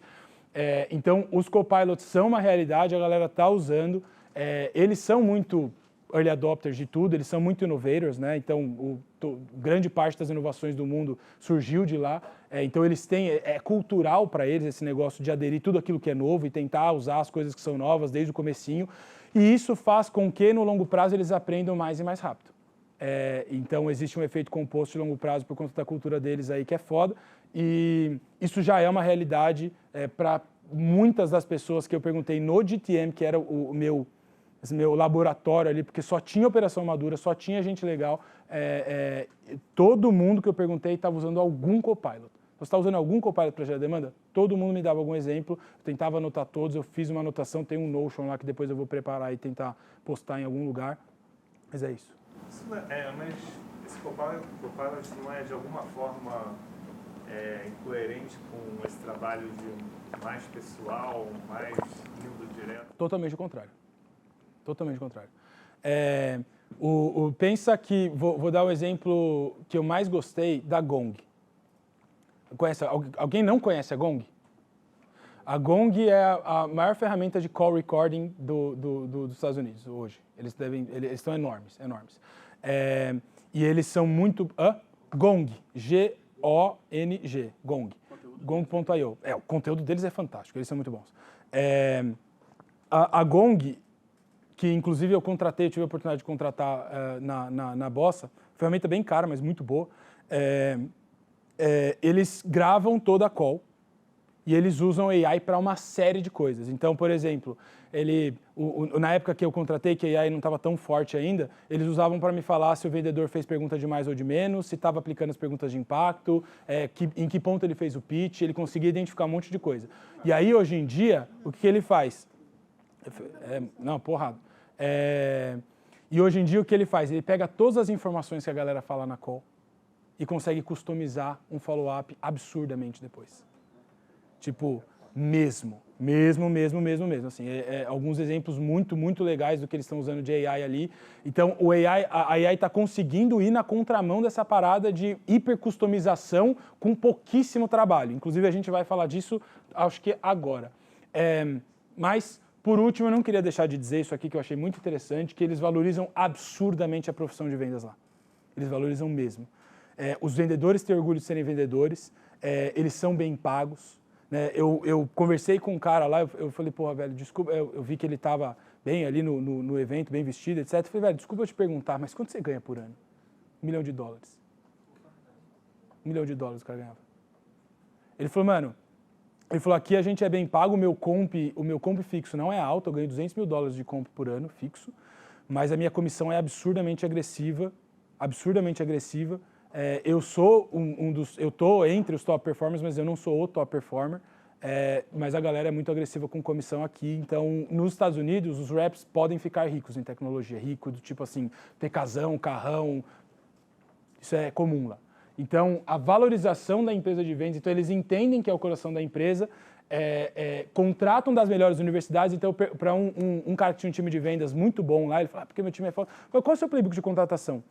Falou, pega um cara de Berkeley, um menino de Berkeley, está saindo de Berkeley, ele ia ganhar 100 mil em algum lugar, eu pago 150 por ano, trago ele, e pego alguém que tem habilidades de comunicação e de vendas e faço ele aprender vendas. Se o cara passou por Berkeley, velho, ele vai aprender a vender. E se ele tem as habilidades ali, e ele fala, eu pego essa galera e vou formando galera. Então, assim, eles contratam uma galera foda para fazer vendas lá. Então, a galera de vendas é muito foda. Muito foda. O nível dos papos era em absolutamente todos os lugares que eu conversei com gente de vendas, o nível do papo era muito alto. Muito alto. Diga. Você me despertou uma coisa, eu queria ver o seu posicionamento, assim, a sua visão. Eu acho que foi em 2015 ou 2016, eu li um dado de uma associação americana, tipo o MEC, que tinham, acho que 429 cursos de administração de empresas lá nos Estados Unidos, e desses 429, 121 ou 131 eram com foco em vendas. Não é, tipo, por exemplo, no Brasil você vê muito faculdade de marketing, gestão comercial, alguma coisa assim, mas venda, a venda pela venda, livros deles lá, como do Vendas Fundamentos, lá do Charles Fitrell, o cara sai especialista em venda. Então é um número muito gritante em relação à cultura brasileira com vendas. De fato. Coisa igual você falou, põe o cara lá, se tiver alguma dúvida você me fala. E o cara aprende na raça, toma birra da área comercial, não tem um nível de treinamento. Como é que você vê isso, cara? Cara, lá? Como é que eu vejo isso lá? Trazendo pra cá. Trazendo pra cá. Bom, eu tô tendo a oportunidade de estar na vanguarda desse movimento, porque eu fui convidado na Link para estruturar uma matéria de vendas.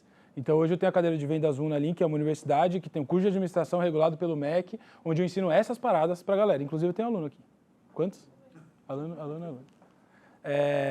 Então, lá a gente aprende coisa nesse nível, os meninos. Então a gente fala sobre essas paradas. Então eles vão sair de lá com uma preparação de vendas um pouco melhor. Nas universidades tradicionais, eu não sei como é que eles estão tratando esse ponto ainda. Mas eu sei que lá na Link a gente está começando um movimento, porque o nosso objetivo é formar empreendedores e formar a próxima geração, ou a geração atual, já está empreendendo todo mundo, né? Mas formar a próxima geração de empreendedores e lá a gente atribui tamanha importância em vendas que existe uma matéria, vendas 1, outra de vendas 2, e o objetivo é criar os fundamentos de como eles, como empreendedores, conseguem criar áreas de vendas. Então, trazendo para cá, eu estou fazendo o que eu posso. Sim. Né? E eu fui com a Link para lá, inclusive. Inclusive, a Link me mandou para lá para estudar. Né? Então, a Link tem uma casa em Atherton, né, que é entre Palo Alto e... Nossa, já esqueci. E Redwood City, exato. Ele estava lá também, logo antes de eu ir, né? Enfim, e a gente está lá para entender, como funciona Stanford e tentar trazer as coisas para cá. Então, a gente está tentando fazer o nosso movimento aqui. Ele é pequeno ainda, ele é para uma galera... Precisa alguém puxar o carro. Exato. Então, assim, o que a gente pode fazer, a gente está fazendo nesse sentido. Beleza? Tá. Agora, vou tratar um pouco do tema de Revenue Ops aqui, que aqui eu vou trazer a visão da galera do Insight Partners, que é um fundo... Eles têm alguns fundos, só um ponto interessante. Que horas são? 39. Cacete. Eles têm alguns fundos... Lá tem muito fundo de VC, vocês sabem disso, né? Um número enorme de fundo de VC. Então, eles precisam se diferenciar. Então, eles se tornam muito bons em alguns determinados segmentos para conseguir atrair empreendedores. Então, eu conversei com um dos fundos de VC que eu conversei, foi esse do pessoal do Insight Partners, que eles fazem uma série de estudos para ajudar a galera de revenue a se estruturar. Então, esse é um fundo muito louco. O pessoal da Iconic Growth também. Eu conversei com um brasileiro, que trabalha num fundo lá que chama Next 43, que eles montaram um time de vendas dentro do fundo com gente top do tipo ex-VP de vendas da Oracle, ex-founder. Eles gastam, tem um time de vendas de 10 a 15 pessoas, não, é um time de vendas de 10 pessoas que eles gastam mais de 5 milhões de dólares por ano nesse time. E esse time serve para desenvolver compradores para as possíveis startups do portfólio deles. Então, olha o nível de aporte de valor que tem ali. Então, estou dizendo isso porque esse fundo aqui, o pessoal da Insight Partners, eu trouxe porque eles são os caras que ajudam a criar os padrões da indústria do ponto de vista de revenue. Junto com o pessoal do Winning by Design, por isso eles estavam muito presentes lá no evento do Go-to-Market 23 lá e tal. Então, primeiro grande ponto aqui, o que eles entendem como uma organização de Revenue Ops, né? Então, colocando debaixo marketing, vendas e CS, então alguma organização que consiga olhar todos os dados sobre todas essas áreas. Aqui as operações de produto, aqui as operações de marketing, de ABM, aqui as operações do pessoal de pré-vendas, de vendas, pipeline forecasting, aqui o pessoal de onboarding, de CS, de expansão. Então, tudo aquilo, vocês perceberam como tudo aquilo que eu falei está incluso nesse modelo? Vocês perceberam como é padronizado, independente da fonte? Então, é isso que eu estou falando, de usar modelos comuns. Porque se a gente fizer isso, a gente vai conseguir fazer melhores benchmarks entre nós no futuro. Lá, eles têm uma plataforma de benchmark, depois, se alguém tiver curiosidade, pode mandar, porque é inútil para nós aqui, porque os dados são diferentes, as taxas de conversão são muito diferentes. Mas você consegue entrar, falar qual é a sua indústria. O pessoal da Winning by Design fez com uma galera que eu não lembro o nome. Você pode falar a sua indústria, o seu ticket médio, o tamanho do seu time de vendas, a maturidade da sua operação, e ele fala quais deveriam ser as suas taxas de conversão em cada etapa do funil.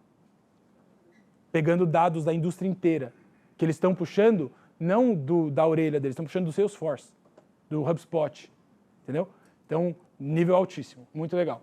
Aquele XDR. XDR é tipo, se for SDR, se for BDR, se for MDR, tipo, é extra, tipo, whatever DR.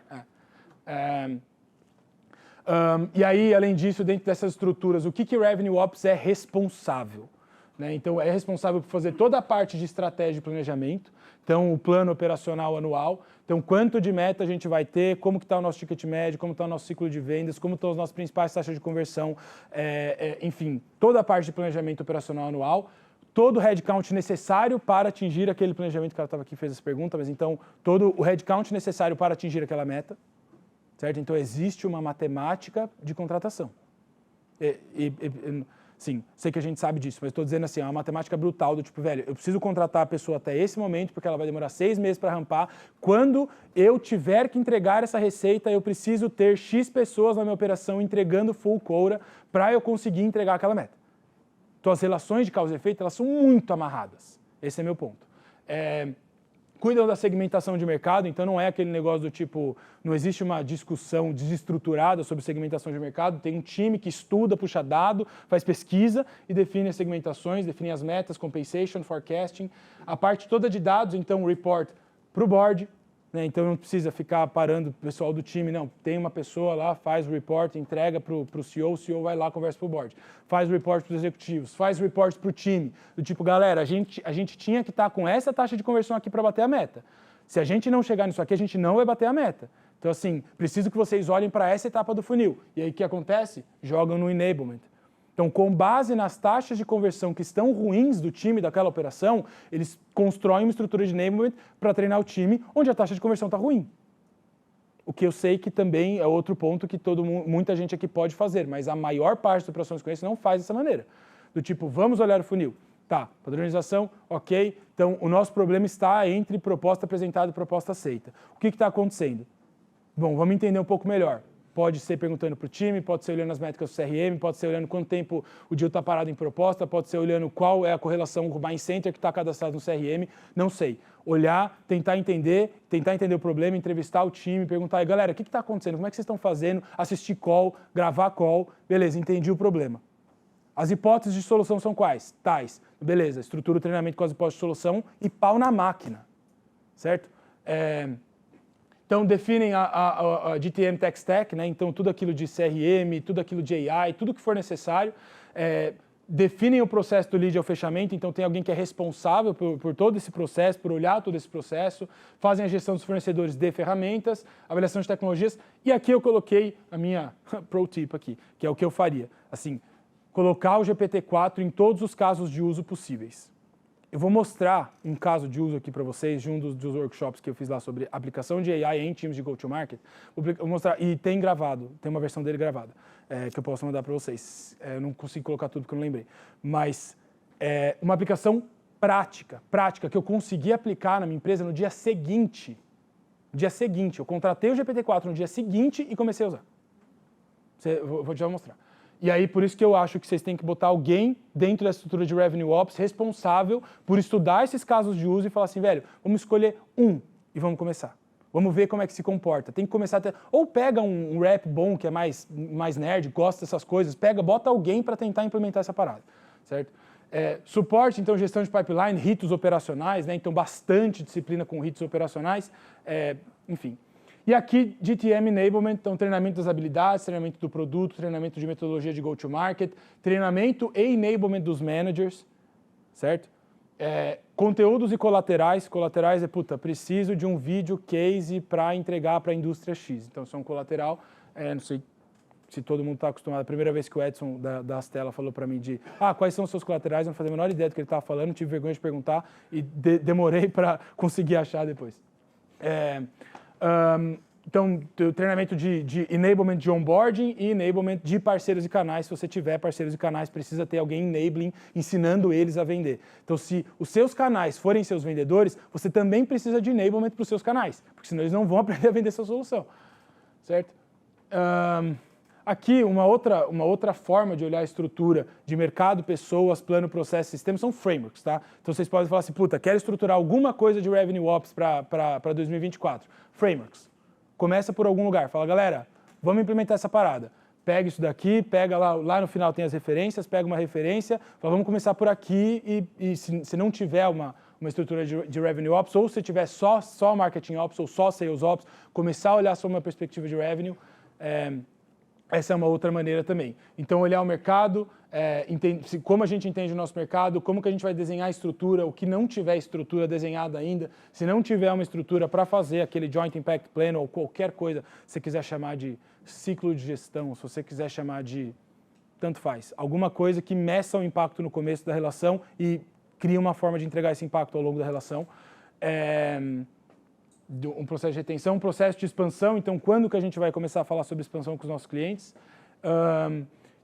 quem são as pessoas certas para executar? Então, eles têm um Ideal Hiring Profile, né, aqui nesse exemplo. Então, da mesma maneira como tem ICP, tem um modelo ideal de perfil para contratar essas pessoas. A estratégia de atração, então, aqui nesse caso, a estrutura de Revenue Ops cuida de tudo que é relativo aos... como é que eu posso dizer? Porra, travei. As coisas que eles precisam os recursos que eles precisam para bater a meta. Então, todos os recursos que eles precisam para bater a meta é responsabilidade do Revenue Ops, percebe?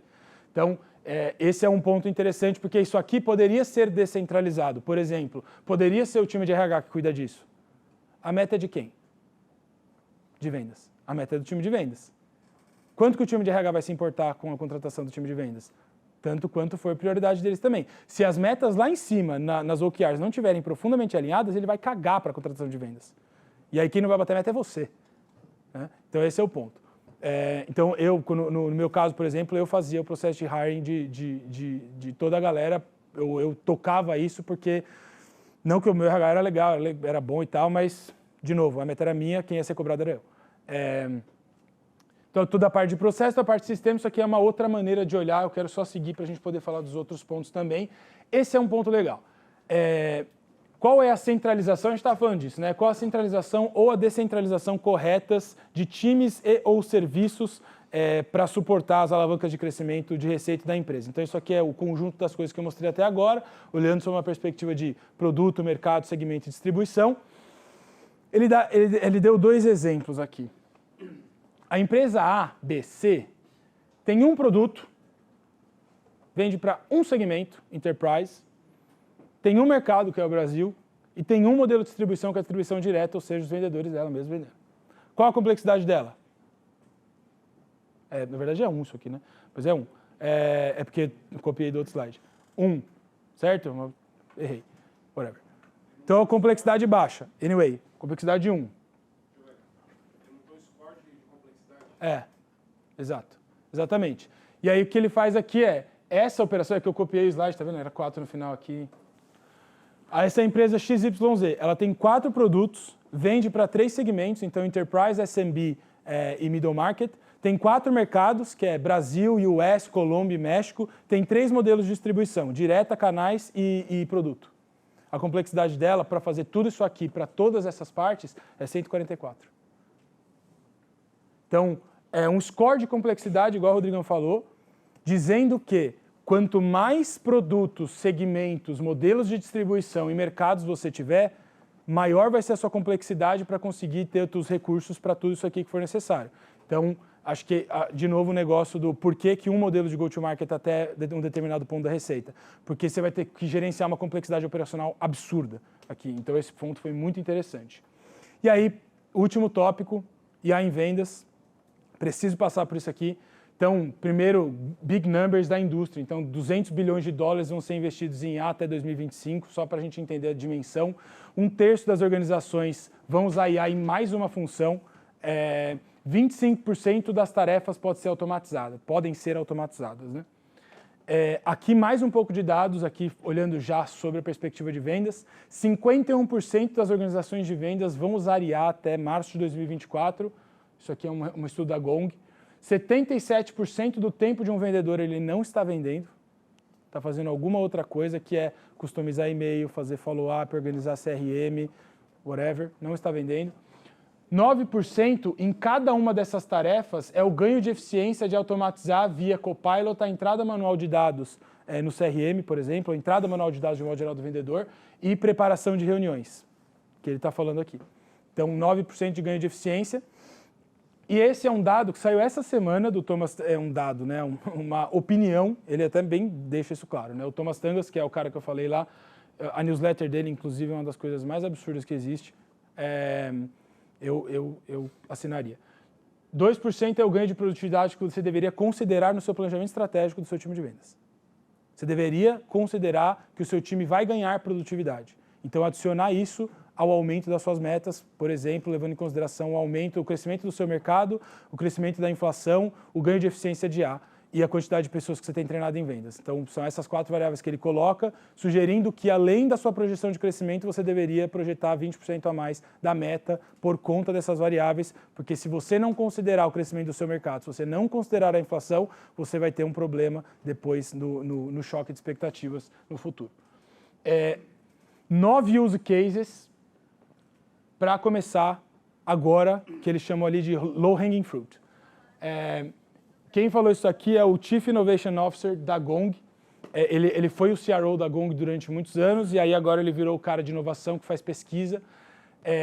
Auto-enriquecimento de CRM, né? Então fazer com que o enriquecimento de CRM seja uma coisa automatizada. Se você contratar a Gong, por exemplo, que custa caro pra cacete, na época quando eu comprei foi 80 pau o ano, mas se eu fechasse um deal a mais como o meu ticket médio era alto, já se pagava.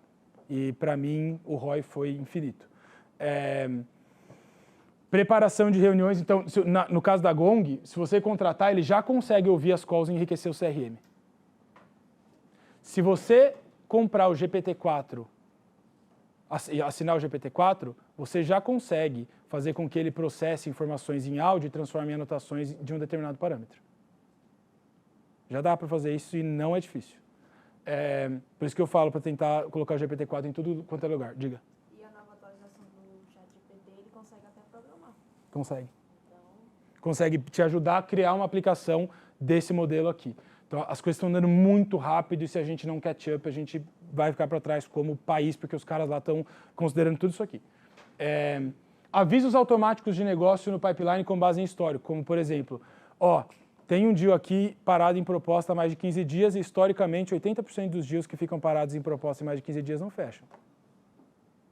Aviso manager. Eu sei que isso daqui tem algumas automações que são simples de fazer, mas IA vai facilitar a gente fazer várias dessas. Várias. E pegar vários dados. Se a gente coleta os dados direito dentro dos padrões de mercado, a gente vai conseguir fazer várias dessas automações para entender vários ganhos, pequenos ganhos de produtividade. Avisos automáticos de negócio papel, que eu acabei de falar. Personalização de e-mails. Em média, os vendedores gastam 12 horas, pré-vendedores, gastam 12 horas por semana fazendo personalização de e-mail. 12 horas por semana. Então, e eu não escrevo mais e-mail grande. Tipo, e-mail de um modo geral, eu escrevo poucos, mesmo. Se eu preciso mandar algum e-mail, eu sempre uso o voz do chat GPT, ele escreve. Fazendo alguma outra coisa, eu vou falando, ele escreve, depois eu dou um tapa. Post de LinkedIn, eu tento não escrever o máximo que eu puder. Eu fiz um curso, antes de ir embora, eu falei, eu não estou entendendo ainda direito AI e os fundamentos. Fiz um curso em Stanford sobre como aplicar AI hoje. Então, e a provocação que ele fez foi, velho, tenta usar o chat GPT na maior quantidade de coisas que você puder. Eu peguei no meu celular e tirei o aplicativo que eu mais apertava, que era o aplicativo de ligação, e coloquei o chat GPT no lugar. Eu me obrigo a ficar, eu direto clico nele sem querer, para eu lembrar que eu tenho que usar essa porra o tempo inteiro. Os copilots, para responder prospects em menos de 24 horas, a Gong fez um teste, e nesse teste, usando os copilots para responder os prospects em menos de 24 horas, ou seja, com as informações que foram faladas nas calls, com as informações que a Gong leu da troca de e-mails através da conexão com o pipeline, ele conseguiu fazer um follow-up customizado com todos os prospects em menos de 24 horas, aumentando em 14% a win rate e diminuindo em 11% o ciclo de vendas. Copilot para escrever e-mail de follow-up 10 vezes mais rápido, ou seja, você colocou uma tarefa de follow-up lá, a próxima tarefa do seu vendedor de follow-up, a próxima tarefa do seu vendedor no CRM é de follow-up. Ele já entende isso e já pré-escreve o e-mail e já deixa ele pré-escrito com base nas boas práticas de follow-up, que você pode, inclusive, criar frameworks e rúbricas para esses follow-ups serem escritos. Eu vou explicar o que eu quero dizer com isso. Não perder as pequenas tarefas que passam batidas, né? Quantas tarefas pequenas não passam batidas e quanto que um copilot, hoje tem um que chama... Puta que pariu, esqueci. Nossa, minha memória tá ruim hoje. Não sei se será Automate. Bom, não, esqueci, mas tem um que ele pega e puxa todos os dados de e-mail, de conversa, de chat, de CRM e te ajuda a organizar suas tarefas como vendedor. Então é nesse sentido de copiloto que a gente está falando. Rastrear a adoção de iniciativas pela organização, por exemplo, você quer colocar perguntas de impacto. Usando uma call recording, você consegue ver se a galera está fazendo perguntas de impacto. Você consegue rastrear a mudança do comportamento dos times de vendas dentro das organizações. e quantificar o resultado dos comportamentos das pessoas, então entender quanto que fazer perguntas de impacto está melhorando a taxa de conversão, fazendo exatamente isso aqui que ele fez aqui, esse case. Então, quantificar os resultados das mudanças de comportamento com base nesses modelos. Então, quando você menciona uma feature, por exemplo, ou executa uma parte de um processo de um determinado jeito, quanto que isso impacta o seu win rate, quanto que isso impacta o seu ciclo de vendas, certo? Dúvidas sobre isso aqui? Isso tudo para venda por call, né? Eles têm alguma coisa já rodando para... Field? Tipo, bem que Ainda não. gravar, depois... Ainda não, mas eu vi ontem um device que foi lançado, eu vi no Instagram do TechCrunch, vocês viram isso? O device, vocês viram? Foi lançado um device de AI que vai tipo esse negócio aqui que eu tô do microfone, você vai colocar na camiseta e ele vai ficar no seu dia a dia, você vai conseguir filmar e gravar as coisas. E aí, por exemplo, para casos profissionais, esse pode ser um excelente use case. É um device, é um wearable, né? Então você vai botar ele aqui e aí você vai conseguir aplicar Gong em Field Sales. Então não vai demorar, eu te garanto que não vai demorar para isso acontecer. Os caras estão andando muito rápido com essa parada, muito rápido. Exato, exato. Aliás, boa ideia para empreender aí, quem quiser, né? Pode ser feito via celular também. Pode ser, de fato. Já estão te ouvindo mesmo, né? Mas eles falaram lá, eu fui na sede do Facebook, eles falaram que... lógico que eles vão falar que é mentira, né? Mas eles falaram que tem um texto de uma galera da Y Combinator explicando por que é que isso é um mito. Foi isso que ele me falou. Ele tentou me dar um dado dizendo que eles não ficam ouvindo no nosso celular. Foi o que eles disseram. Ele falou que as coincidências que a gente acha é o poder do algoritmo. Esse foi o argumento dele. Need to go? Última coisa, galera. Quanto tempo tem? Nada, né? 16? Pô, fuck. Tá.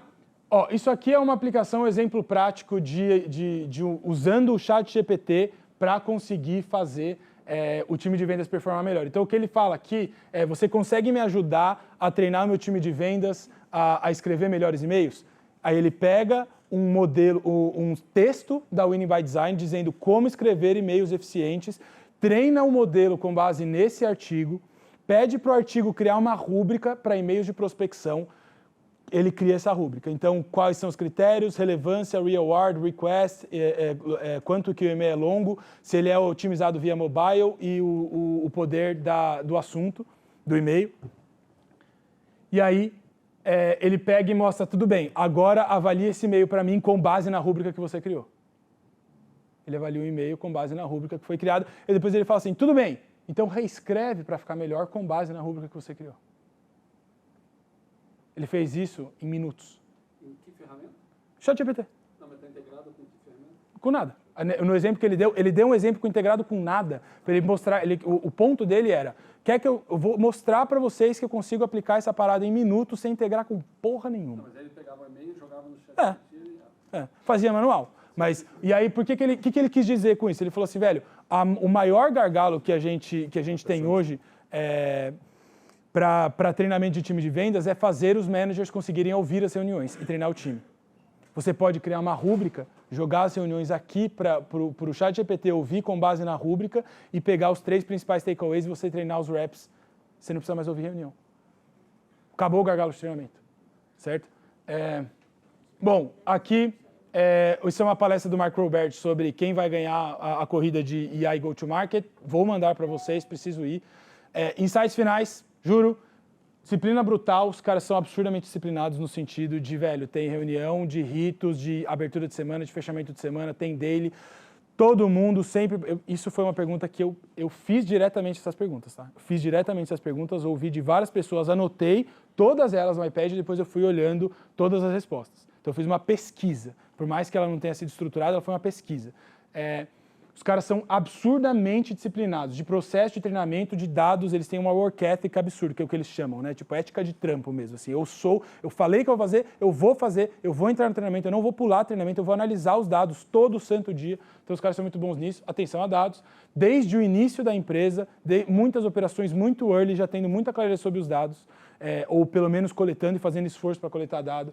Remuneração, o valor do profissional de vendas, cultural, o orgulho do profissional de vendas. Treinamento, todos os dias, em muitos casos, mesmo em B2B Enterprise, que é um mito, que a gente, porque o ciclo de vendas é longo, precisa treinar todo dia. Mentira.